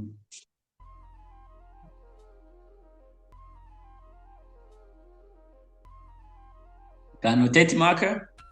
You see now, marker is being rotated. Because currently I'm using this marker, but you can use another type of marker that can interfere the drawings nearby it. So in this case, also you have a notion of how you can rotate it.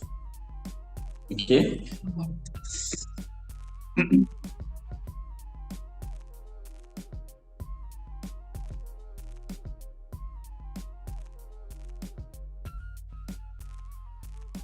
You see, even you can take these labels away. Okay. If you find that you have, maybe here you have another object, here you have another object, you can extend this arrow. Okay. So as you can see, it is helpful in different ways. So I can take it back easily, can reset it to its original position easily.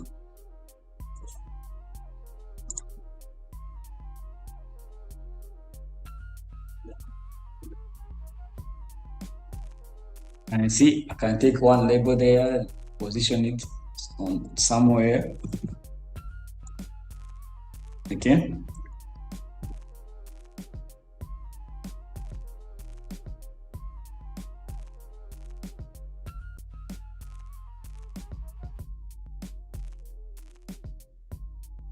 Is there any question points?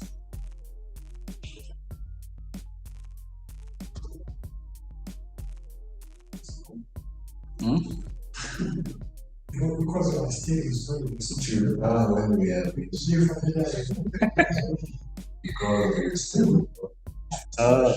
okay, but by previous works that you've been doing, you may be wondering, how can I do this? How can I do this? And now maybe you found I didn't talk about it. Then you can tell us if you have that challenge. You can discuss on it.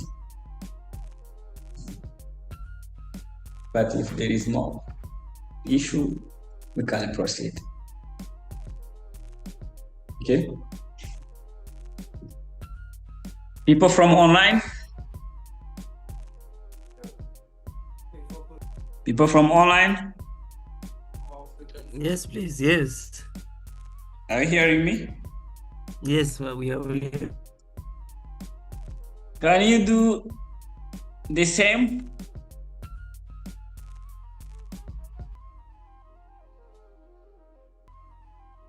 Did you do the same as we did? Hello, please.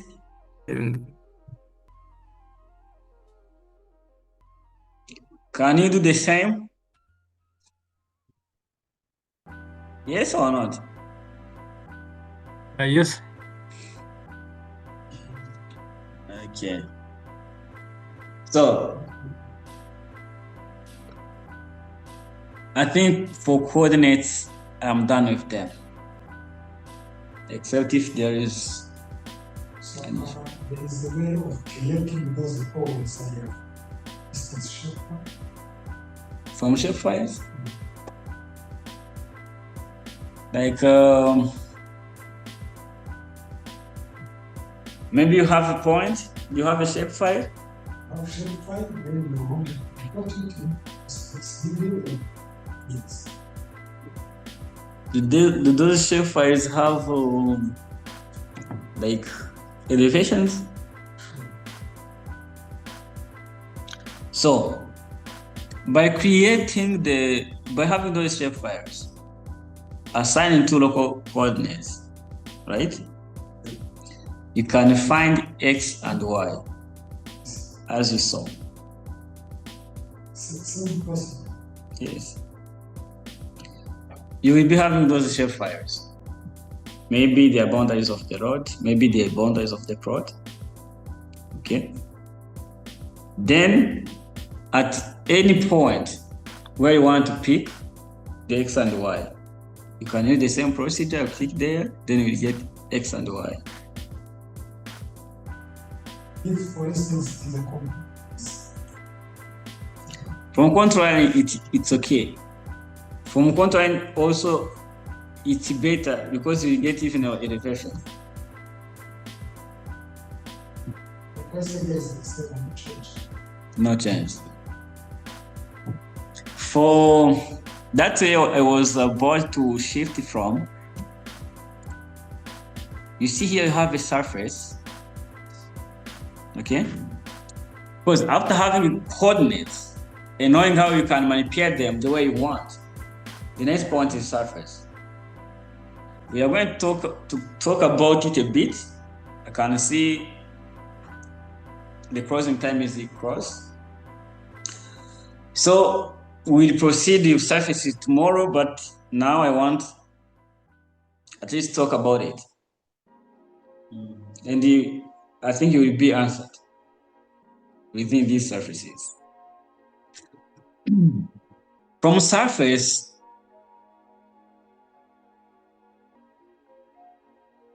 if I want to create a new surface from these coordinates, right? I'm going to go to surface, prospector tab, surface, create surface. Now, here you have different types of surfaces. We have TEN surface, we have grid surface, we have grid volume surface, and we have TEN surface, volume surface. Do you know the difference? Now knows the difference?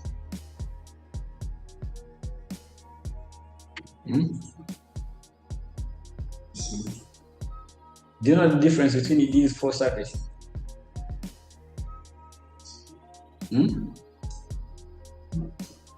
One is triangles, triangle inversion. The other one is a grid surface. While the third one is grid surface. Grid volume. This one with I can't specify the But you have the idea about it. It's okay. People from online? People from online? Yes. Do you know the difference between these four surfaces? No, we don't. For me, I don't. You don't? How about others? I think that for the thin surface is generated from maybe the triangle created from 3 points. They are like irregular triangle, depending on how the coordinate or the points are arranged. And for the grid surface, there is maybe a uniform interval between the grid. That's how I think, and it's for the surface, and it is the same for the volume, for the grid, for the thin volume and for the thin surface, and for the other grid surface and for the grid volume surface. I think that is the difference. Yeah, you are nearby the point. Very close. Yeah. So, as our colleague here was saying, what you call TEN or TIN is triangular of irregular networks. Okay? No, like these points, they are taken in a staggered way, right? And each one of them, when you create surface, it gets connected to nearby coordinate.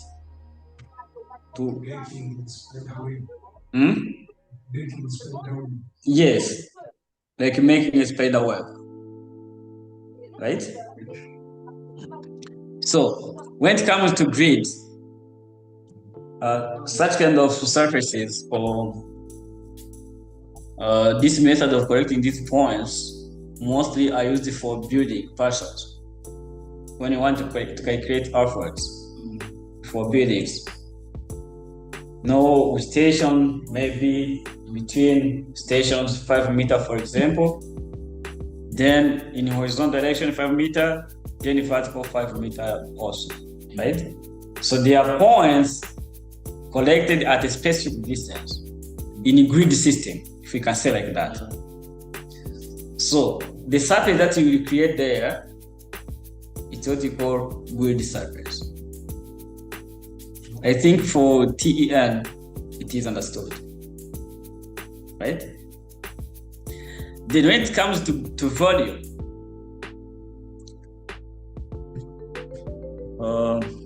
for grid volume, of course, we went on site. The existing terrain is there as it is by natural. But we as engineers, we're the one to transform it into a surface that can be built on. Okay? Either we are going to fill it or we are going to cut it so that we find our platform or firm base for building. So we are going to take those points. Civil 3D has made things easy. If geotechnicians went there on site, they conducted maybe DCP, they find where there's a firm base. From the points where they took the bore to the firm base, maybe he find like, okay, maybe the point is here. Sorry. Maybe the point is here at this elevation. Okay? And then he finds it in 6 meters, which means that the firm base is at this elevation minus 6 meters, right? So for us, we are going to build a surface, EG surface. Then we are going to create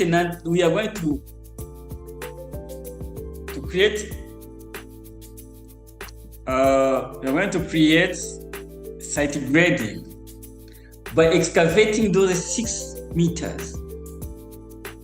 Then you are going to predict how much earthwork is going to be cut there, or if it is a site to be filled, how much of materials required to fill that site to attain that level. Okay?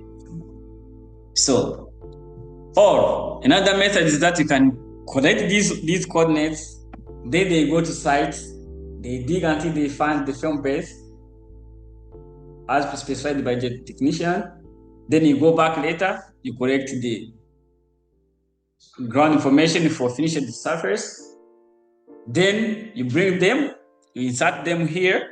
Of course, you insert 2 groups, EG surface and finish the surface. Then you will come here to compare in analyze. Then if you come here, for example, you see, you will find base surface and the comparison surface. Okay? In this case, you will compare the existing surface and finish the surface. And then you will get the earthwork. So that the contractor will predict how many lorries to carry this earthwork, or how many lorries, to bring or to take away. Yes. Depending on the hauling distance, things like that. So, for these surfaces, of course, the difference is clear. For grid volume, it's in that case, you're going to calculate the volume between 2 surfaces, but which are resulting from grid points. Then for tins volume, also, it is a surface, it's a volume between 2 surfaces, but resulting from tin ground formation. Okay? So, apart from here, as you see we have name. We are going to name our surface. For me, I did it already. But of course, when you are naming your features, you have to make sure that the terms that you are using are common for engineers. because the file that you are creating, maybe you are not the one, you are not the last use of it. So that at least anyone who are in the same field with you can read it without confusion. Okay? So that's why we mostly use existing surface or OGL, things like that. So if you want to describe that surface, you can do. Here you have styles. Surface can be displayed in numerous ways. Depending, you can display them like you were saying in a triangle style, in elevation style, in slope style, in slope style. We are going to see that tomorrow. Then after creating, you see here you have mask. You can mask a certain region. You can calculate watersheds within that surface. Maybe you have a surface, but you want to know the directions. How water on one side is going to shed. In which direction? From where to where? Okay? Then here, we are going to define which source of our information. From which information we are going to create our surface. So, the first point is boundary. Boundary is not a source of information here, but it's a way of editing the surface that we have. Okay? Maybe I have a task of doing topography of this compound. And as you know, this building, where this building is built, it's flat. So, and I want to show the boundaries of this building where it is. I want to show maybe there are different trees. So I will pick if it's avocado, if it's mango, if it's papaya, if it's whatever. I will show each and everything. Then maybe boundaries of drainage. I will be showing them on the. So if I want to exclude this building inside, like, because I don't expect contour lines to be in building. So I will set a boundary of all corners of this building, so that I will show where there is like gardens, because they have different elevations, things like that. So that's what the boundaries will help us. Or in road, you know, we have expanded contour lines, and then maybe you want to set a boundary for corridors, so that the contour lines that you will display, they will be the one within the corridor only. The outside, you want to trim them. So you can use these boundaries. For break lines, when it comes to break lines, it's like feature lines. You know, feature lines, you can assign them elevation according to the surface that you have. Okay? Then if you have those feature lines, assign that elevation, certain elevations from maybe a surface, then you save them somewhere. If you import them from here and you display them here, because they have elevation, you can create a surface from there. Okay? For contours, as you were saying, if like when you go to a district, you can find their contours of any region there in that district. Okay? So when you import those contour lines, you will find the surface. We have another source, DEM, digital elevation models. When you have a digital elevation model, you know they have elevations. When you import them here, you can create a surface. Right? Drawing objects, those shapes that we've been talking about, they can be this type. Okay. Edit also, it's not a source, but a way of editing our surface. We may have this surface like this, and then maybe want to raise this surface that you have here like 2 meters, for example, or we want to lower it 2 meters. We can manipulate it through here. Okay. If I click here, for example, then I come to this option of lower or rise. You see, they give me amount to add to all elevations. It means that 2 meters that I will add, if my terrain has undulations, it will add that 2 meters to each elevation, to each coordinate. Okay. Point files, then point groups, point survey queries, figure query objects. So all these are sources where we can create our surface. Okay. So I think for today, this is enough, because also don't have installed software, but also it's a time. I hope tomorrow we will be equipped with software so that we will start working with this one. So during your free time, try to apply all those things that we learned on the coordinates, so that tomorrow we will be at the same page and we proceed.